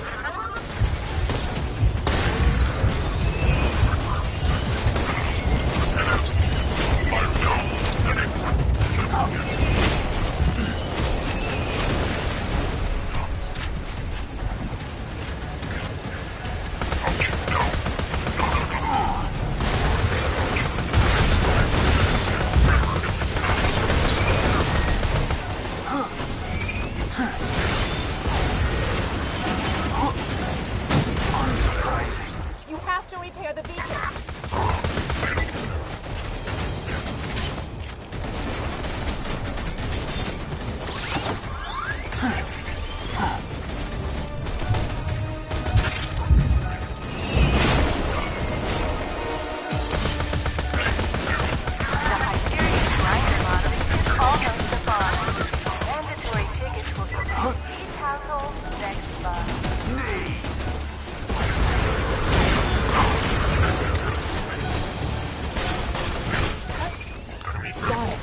The lunar engineers denied our request. I'll see what I can do. Send in the constructors. I want those bastards dead now!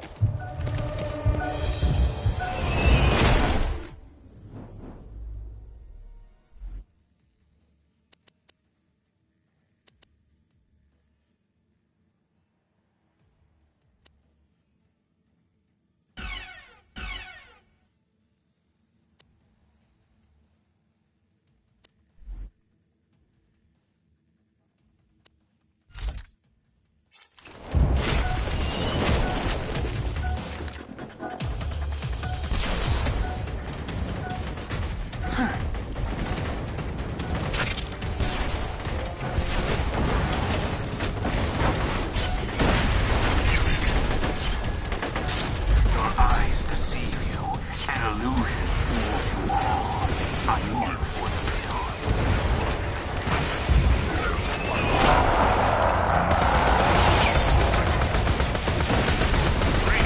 Residents of Handsome Jack and BORDERLANDS Handsome welcome you into the Hyperion Meadows. Watch out for those attacks!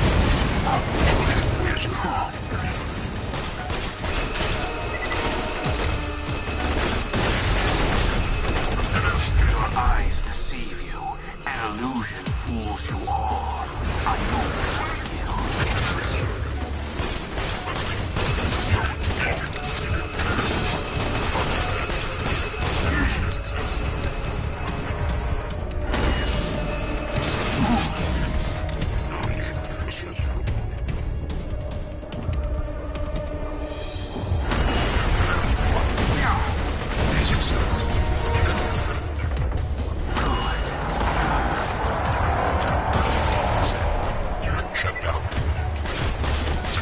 Attention, Overlook residents. You're welcome. Mission success.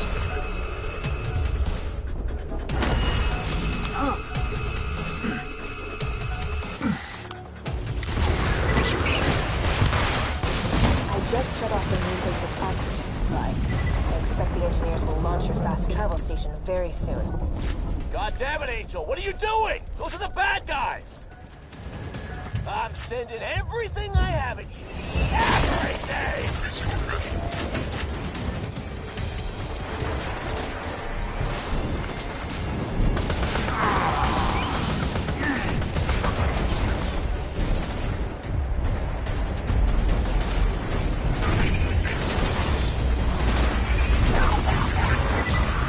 They've damaged the beacon again.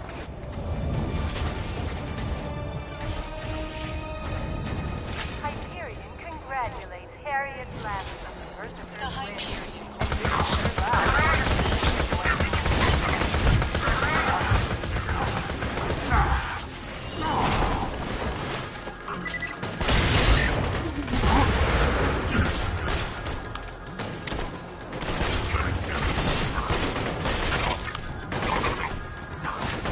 If you don't repair the beacon, the supply request won't go through.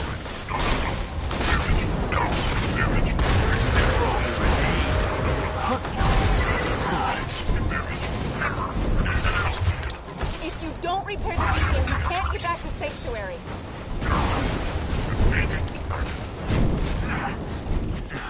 Hyperion reminds you that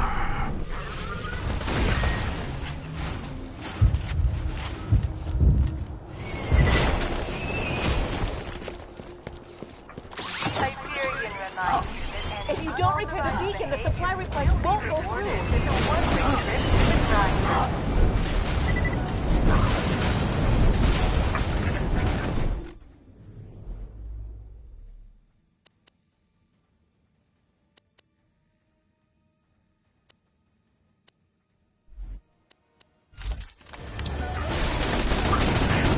They're launching the fast travel station now.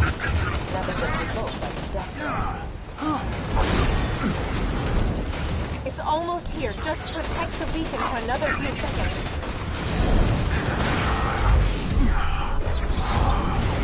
The fast travel has landed. Give me a second while I calibrate it to Sanctuary's new position. Fast travel station location. Sanctuary is now available for travel. Go, quickly! Use the fast travel station and get back to Sanctuary. Angel, you and I are gonna have a serious talk.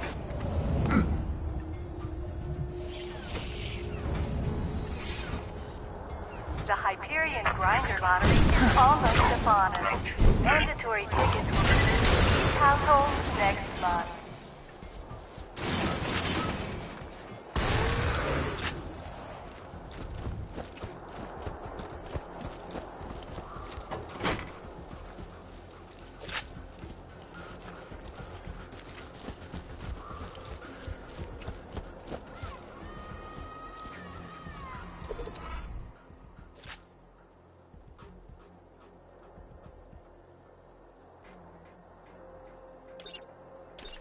just ordered some serious merchandise from an arms dealer. Let's just Man's got to get protect this his out of the business way. after Yes, all. most I'm of gonna need you to pick up the merchandise shipments was quick ripped as you from the can. hands of dead adventurers.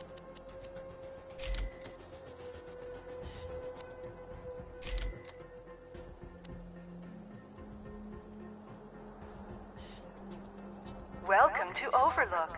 We're so pleased to see you. 2 words, my friend. No refunds.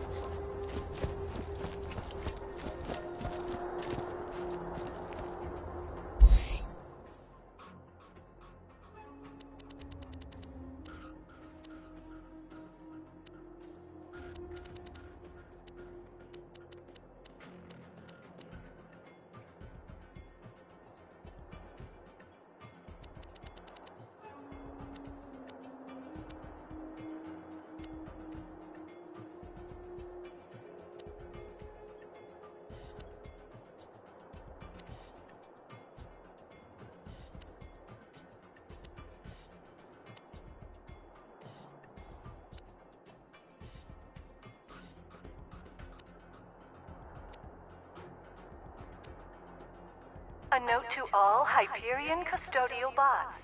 Please shut down the grinder before attempting to clean its gears.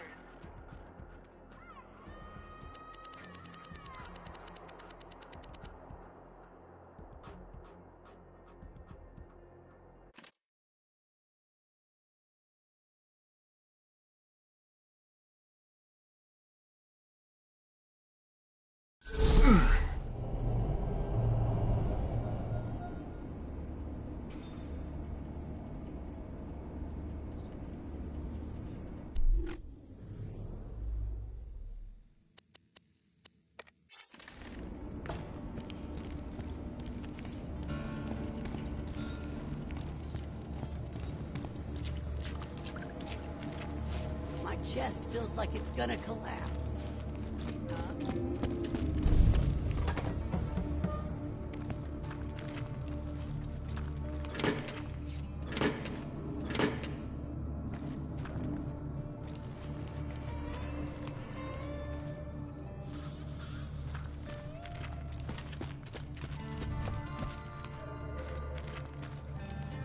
The city may be safe right now, but what happens if Hyperion launches another barrage? We've got no shield. Ah, good point. Let me get on the Echo.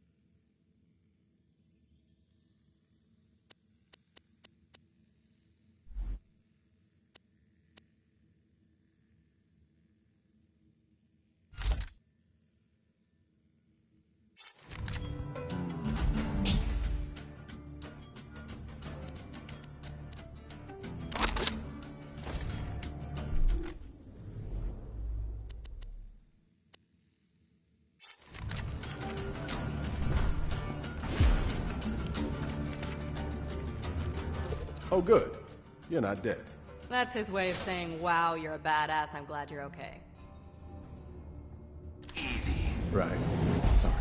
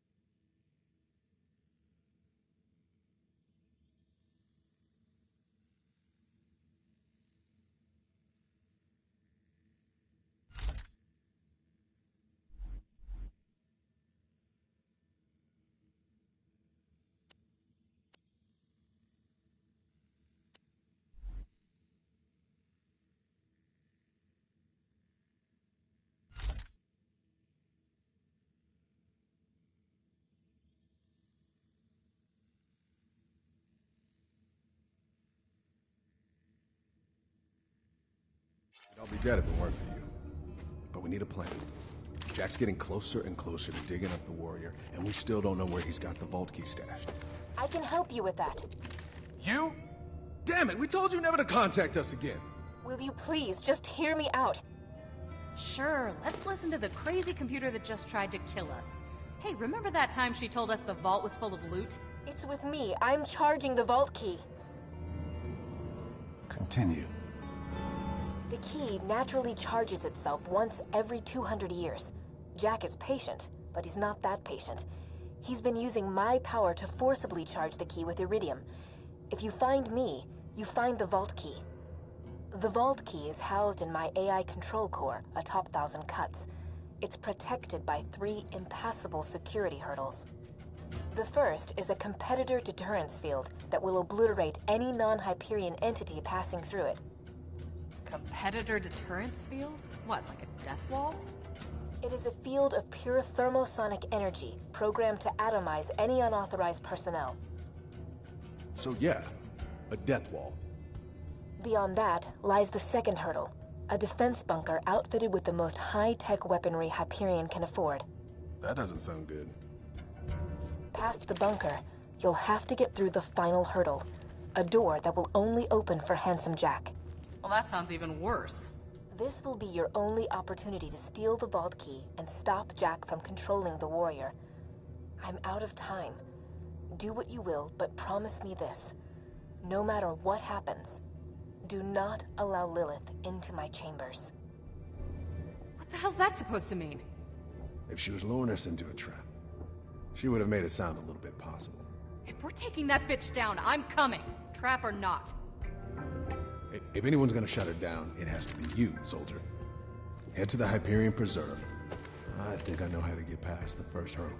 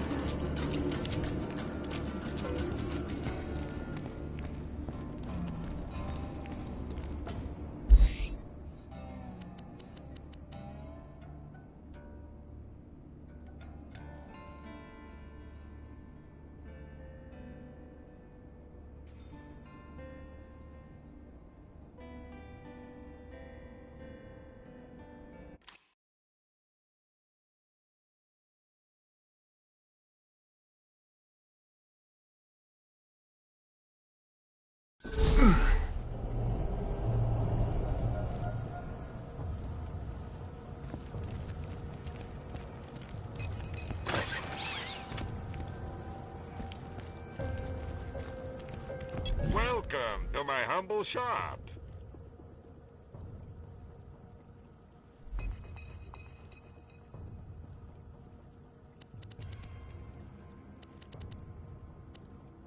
Good luck.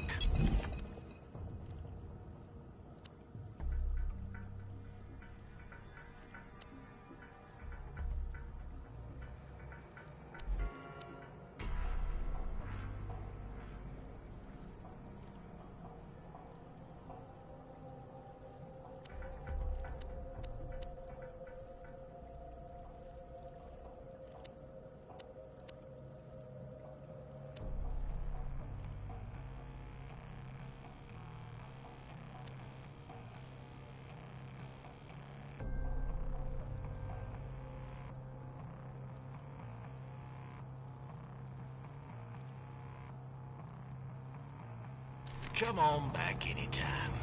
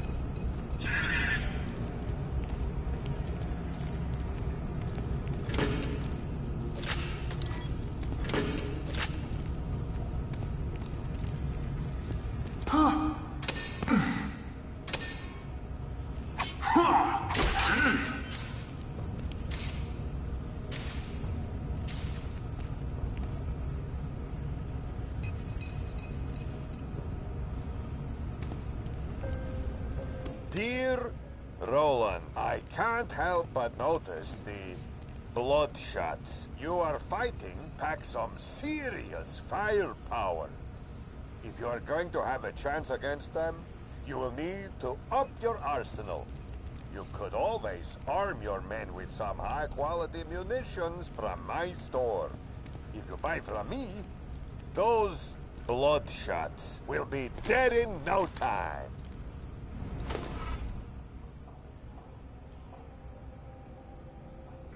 You have blasted out my AI core. I require a new shell. There is a broken constructor bot in the Bloodshot Dam. Insert me into it and I will repay you.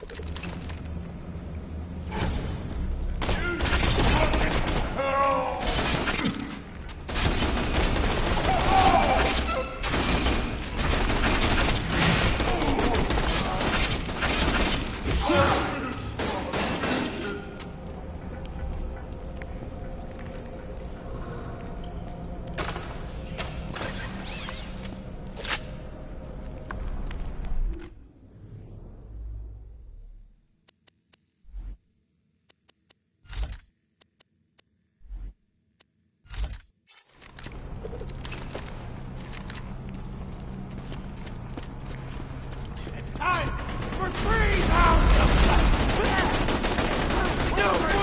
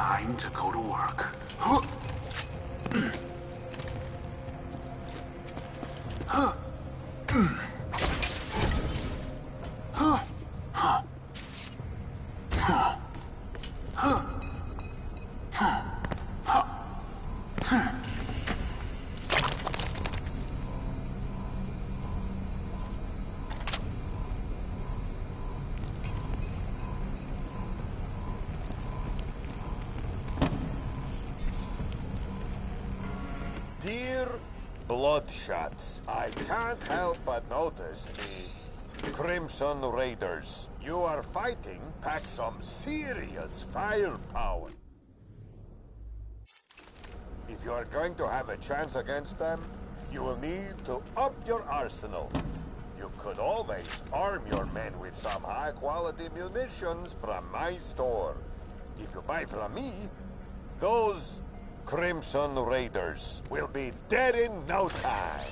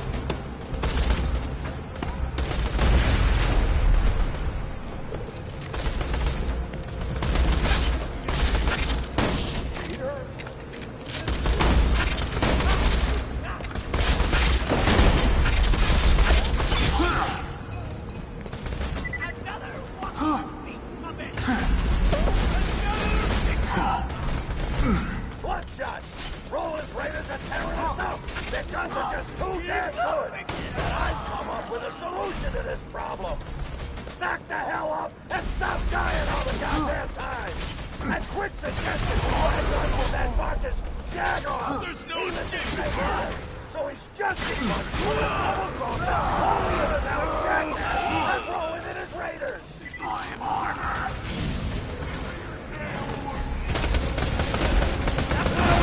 It's you!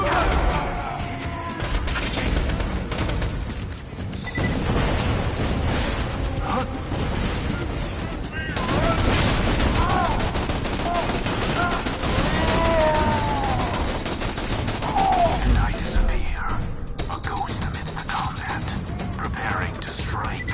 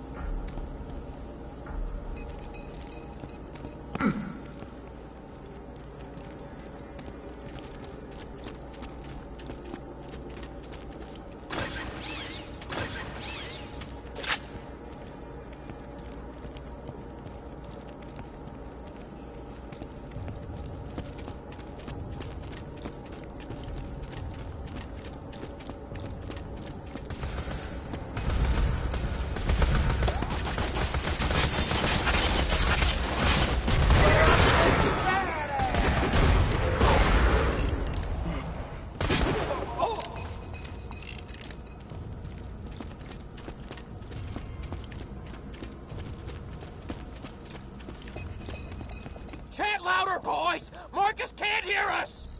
Guys! Guys! Guys! Guys! Guys!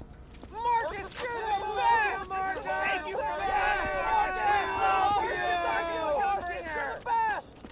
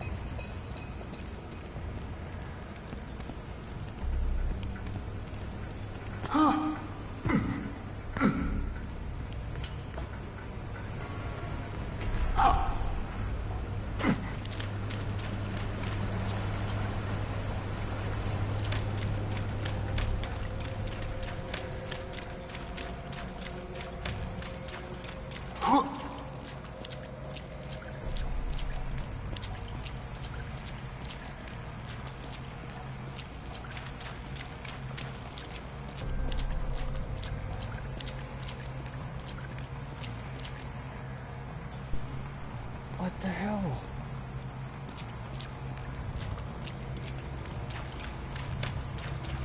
It's not letting me through.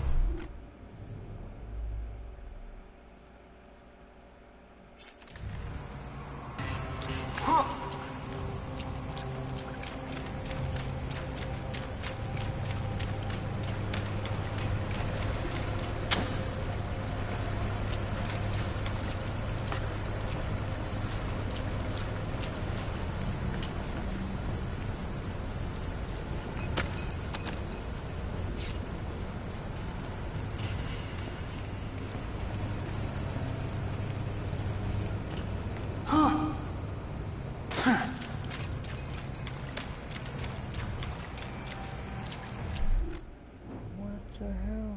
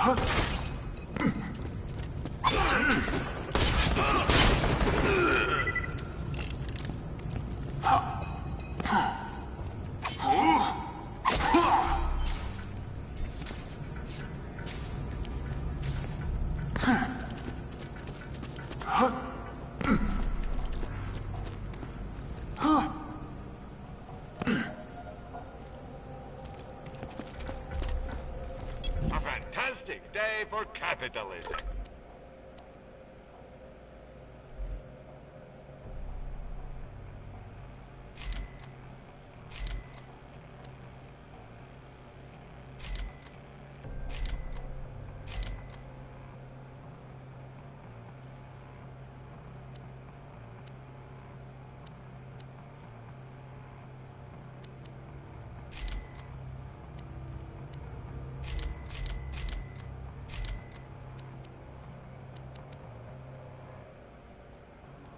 I'm sure we'll be doing this again soon enough.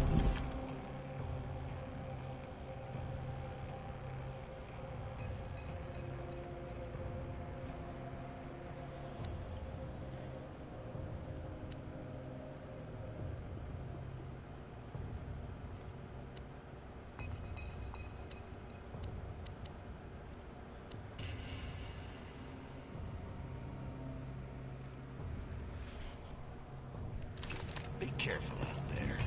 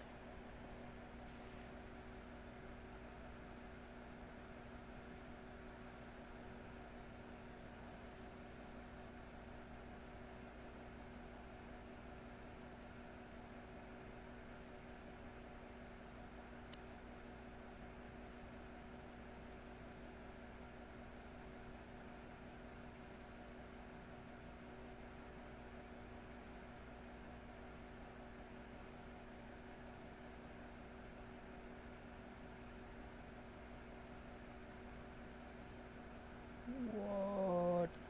They creeped in and altered Borderlands to now make Mr. Hammerlock gay. What the frick is going on with this world? Put this game down for a few months and this happens? What the actual fuck?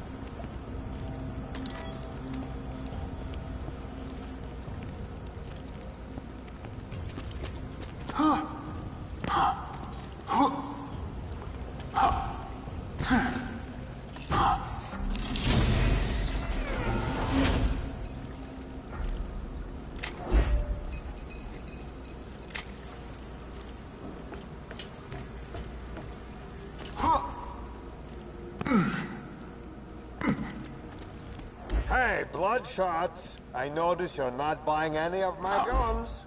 Maybe you're worried my wares aren't deadly enough for you. With that in mind, please accept this complimentary crate of Marcus Munitions weaponry. If you like what you find, maybe we can make a deal. Once you go Marcus Munitions, you'll never go back to us munitions.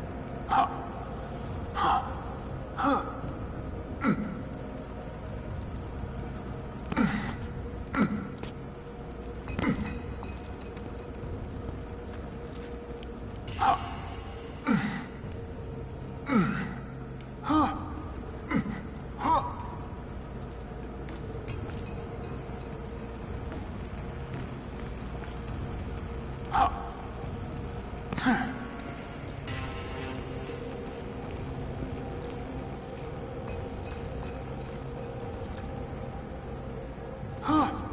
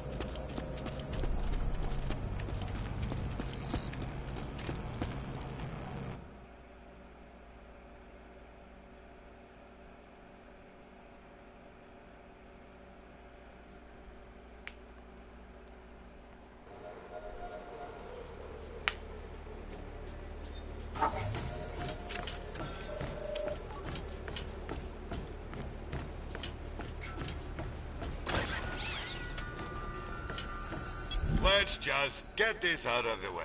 Yes, most of my merchandise was ripped from the hands of dead adventurers.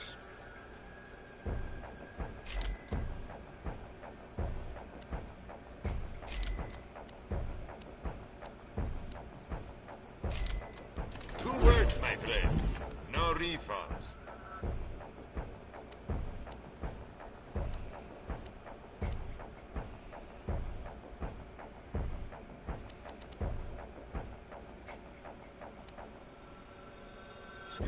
See you real soon, Sheriff.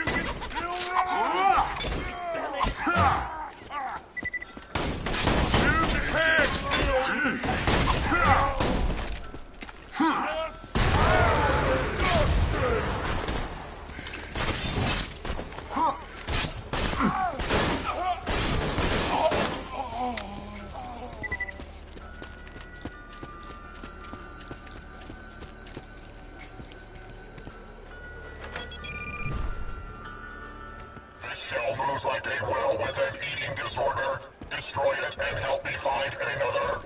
Also, die. Launching auto turret. Grenade out!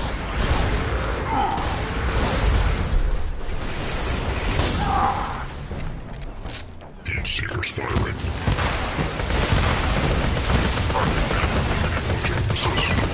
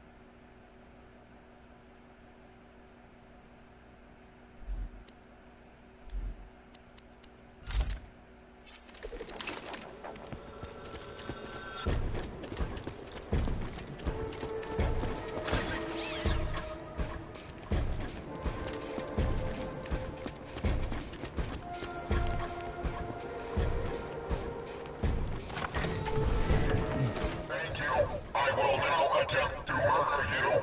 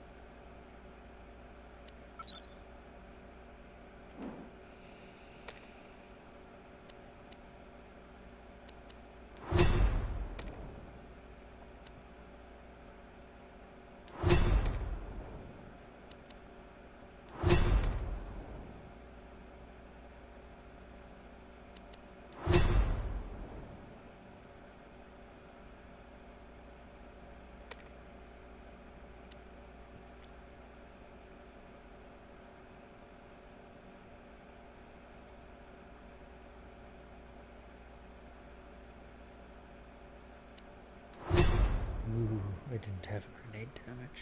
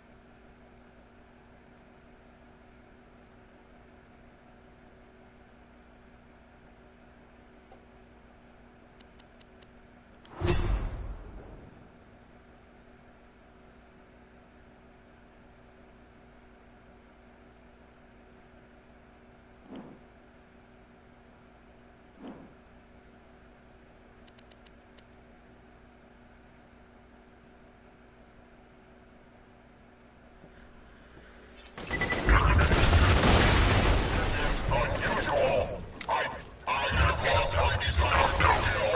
I wish only for peace. Please attach me to a radio in a safe area. Perhaps in your town of Sanctuary.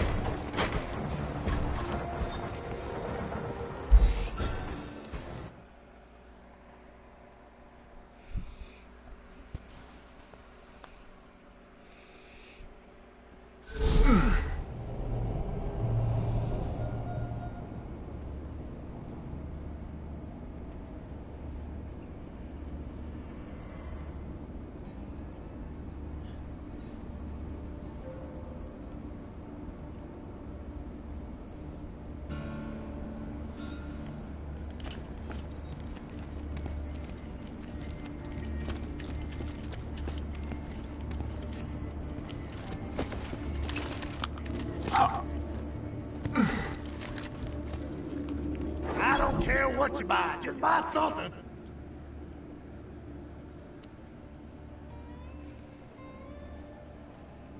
Don't tell nobody where you got that.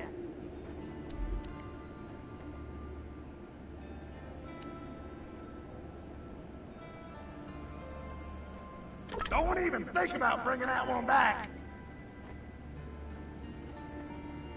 Maybe that helps you kill stuff better.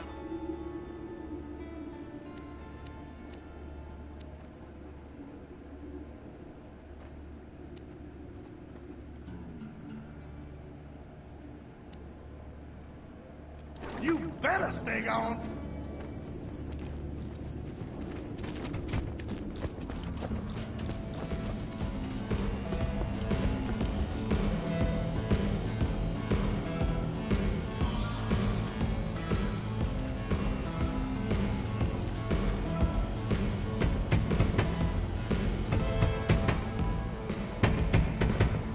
Jack's mask is actually the door to a tiny vault that you can enter through the portal.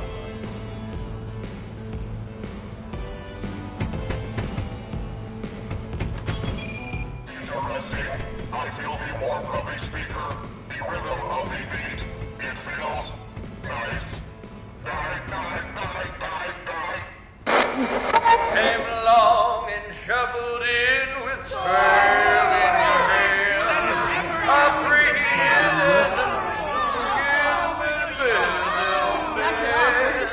Don't look back, don't let go with what you close to death. Sandra, I'll call you and then never let him go in bed. I'll never know and looking at you just what I said. Sorry, I give up. You have defeated me. My days of attempting to kill you are truly over. I only wish to help you kill others. Take me to the one called Zed if you wish me to be a shield.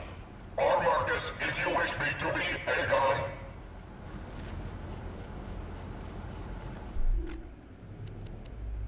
I'll just be honest, I don't care the capacity that this thing says, I'm keeping this. I want the gun. Might as well just quit now.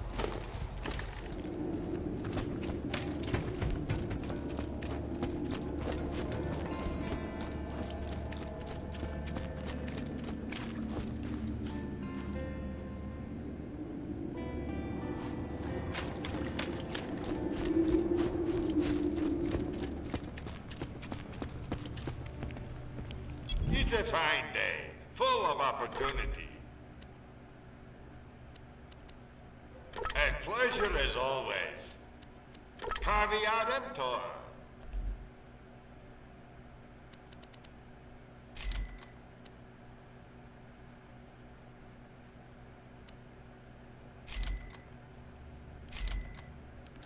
remember, we're always open. You want this AI thingy in a gun? Fine, but just this once.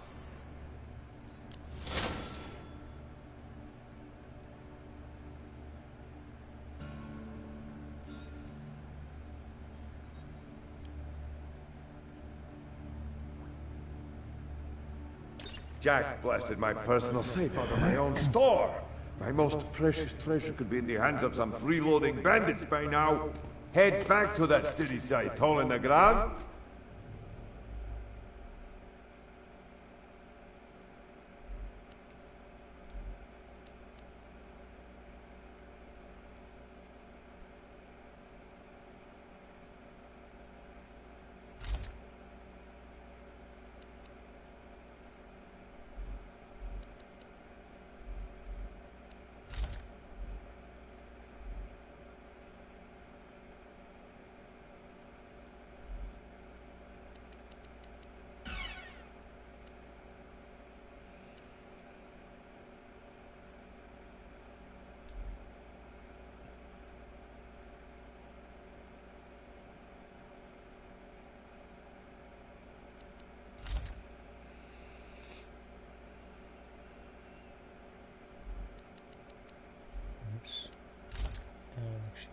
Get my safe. Good decision.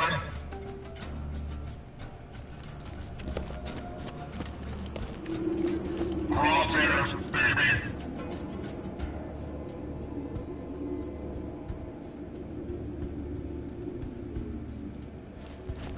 I wish I was going insane. Get out of my face, man! Hey, if you're not doing nothing, could use some help with this. Hey, feel like solving a murder? I'm the marshal around these parts. One of these gutter quadruplets pulled the trigger on that boy over there. Consider yourself deputized. Ask around in Moxie and Zeds, figure out which one of these identical scum stains pulled the trigger.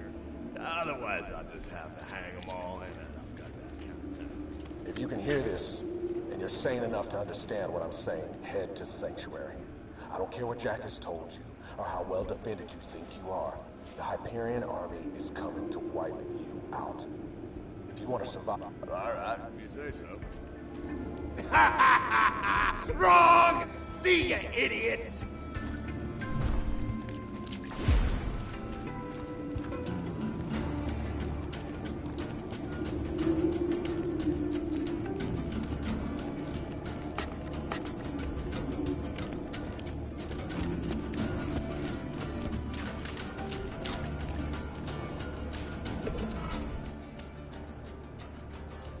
Thank you.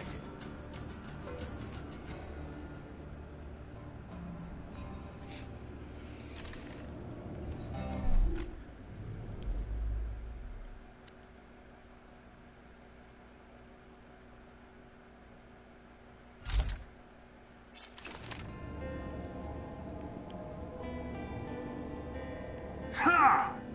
Ha!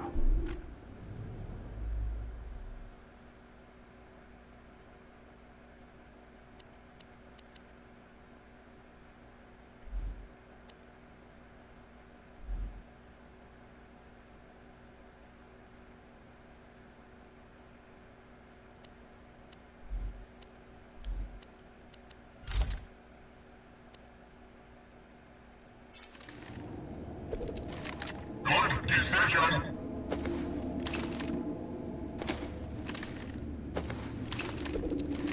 Sweet.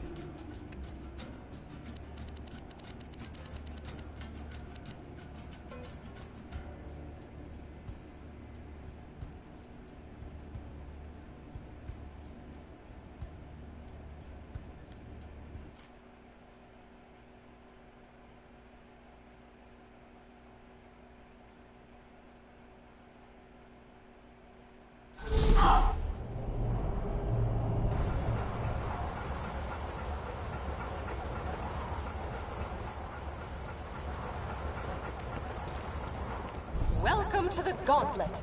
Please follow the smell of vomit and tears so we may talk face to Welcome face. to Dr. As the vomit Zed's was portable mine, I clinic. recommend facing What away can I from get me. for you? Set out! Catch a gun! Good! Never doing that again.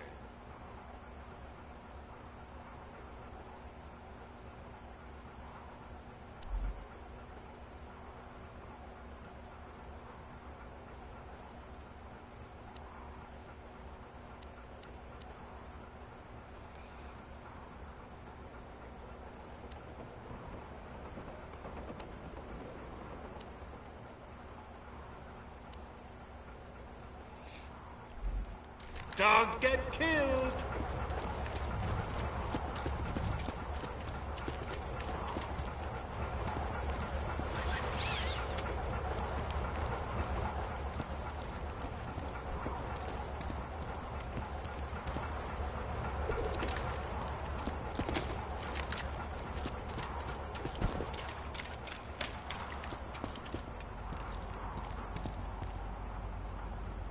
You will help me, and I will pay you. It is as simple as that.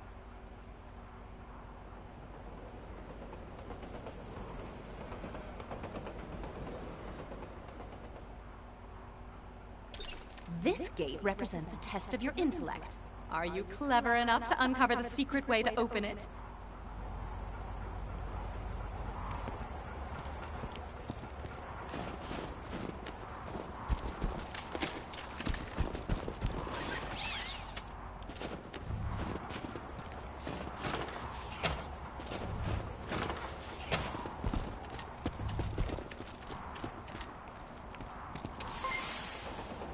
Congratulations, you are now a genius by Pandoran standards.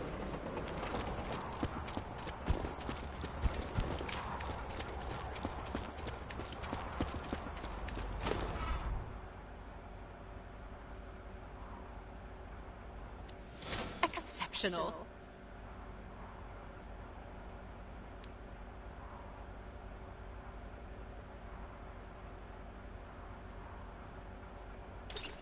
Using a mixture of iridium, digistruct technology, and Scooter's salami-stained fingers, try not to read into that, I've put together the combat trials you see before you. If you succeed, you'll be ready for a new Pandora, a Pandora of overpowered enemies, better loot, and an abundance of nacho cheese. It's been an eventful year. Anyway, off with you!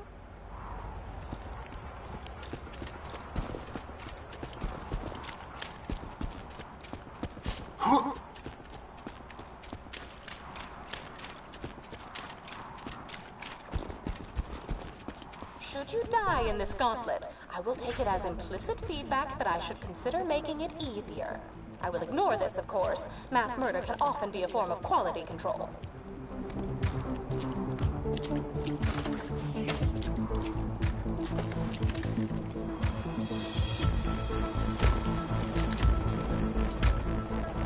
Interesting.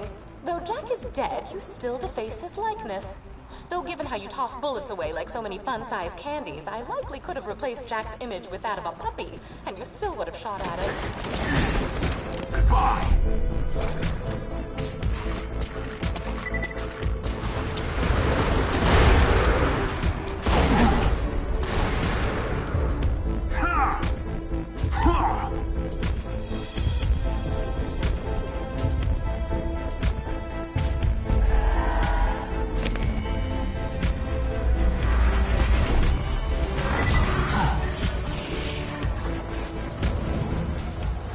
Well, I learned a lot from that.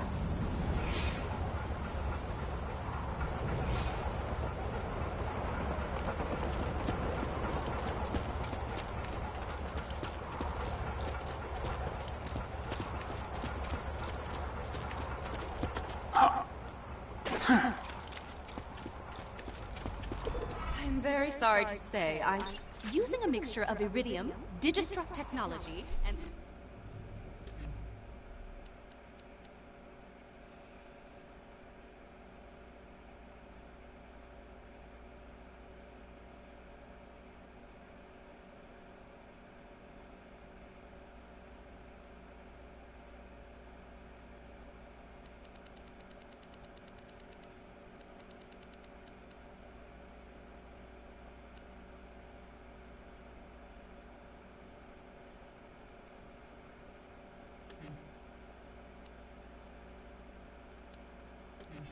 salami-stained fingers.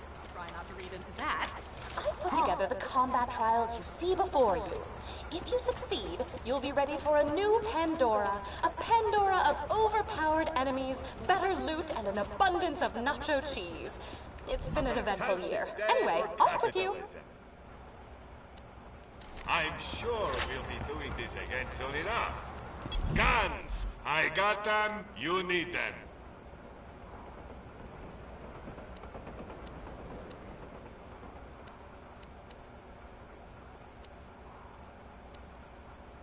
Tear the bad guys a new one, huh?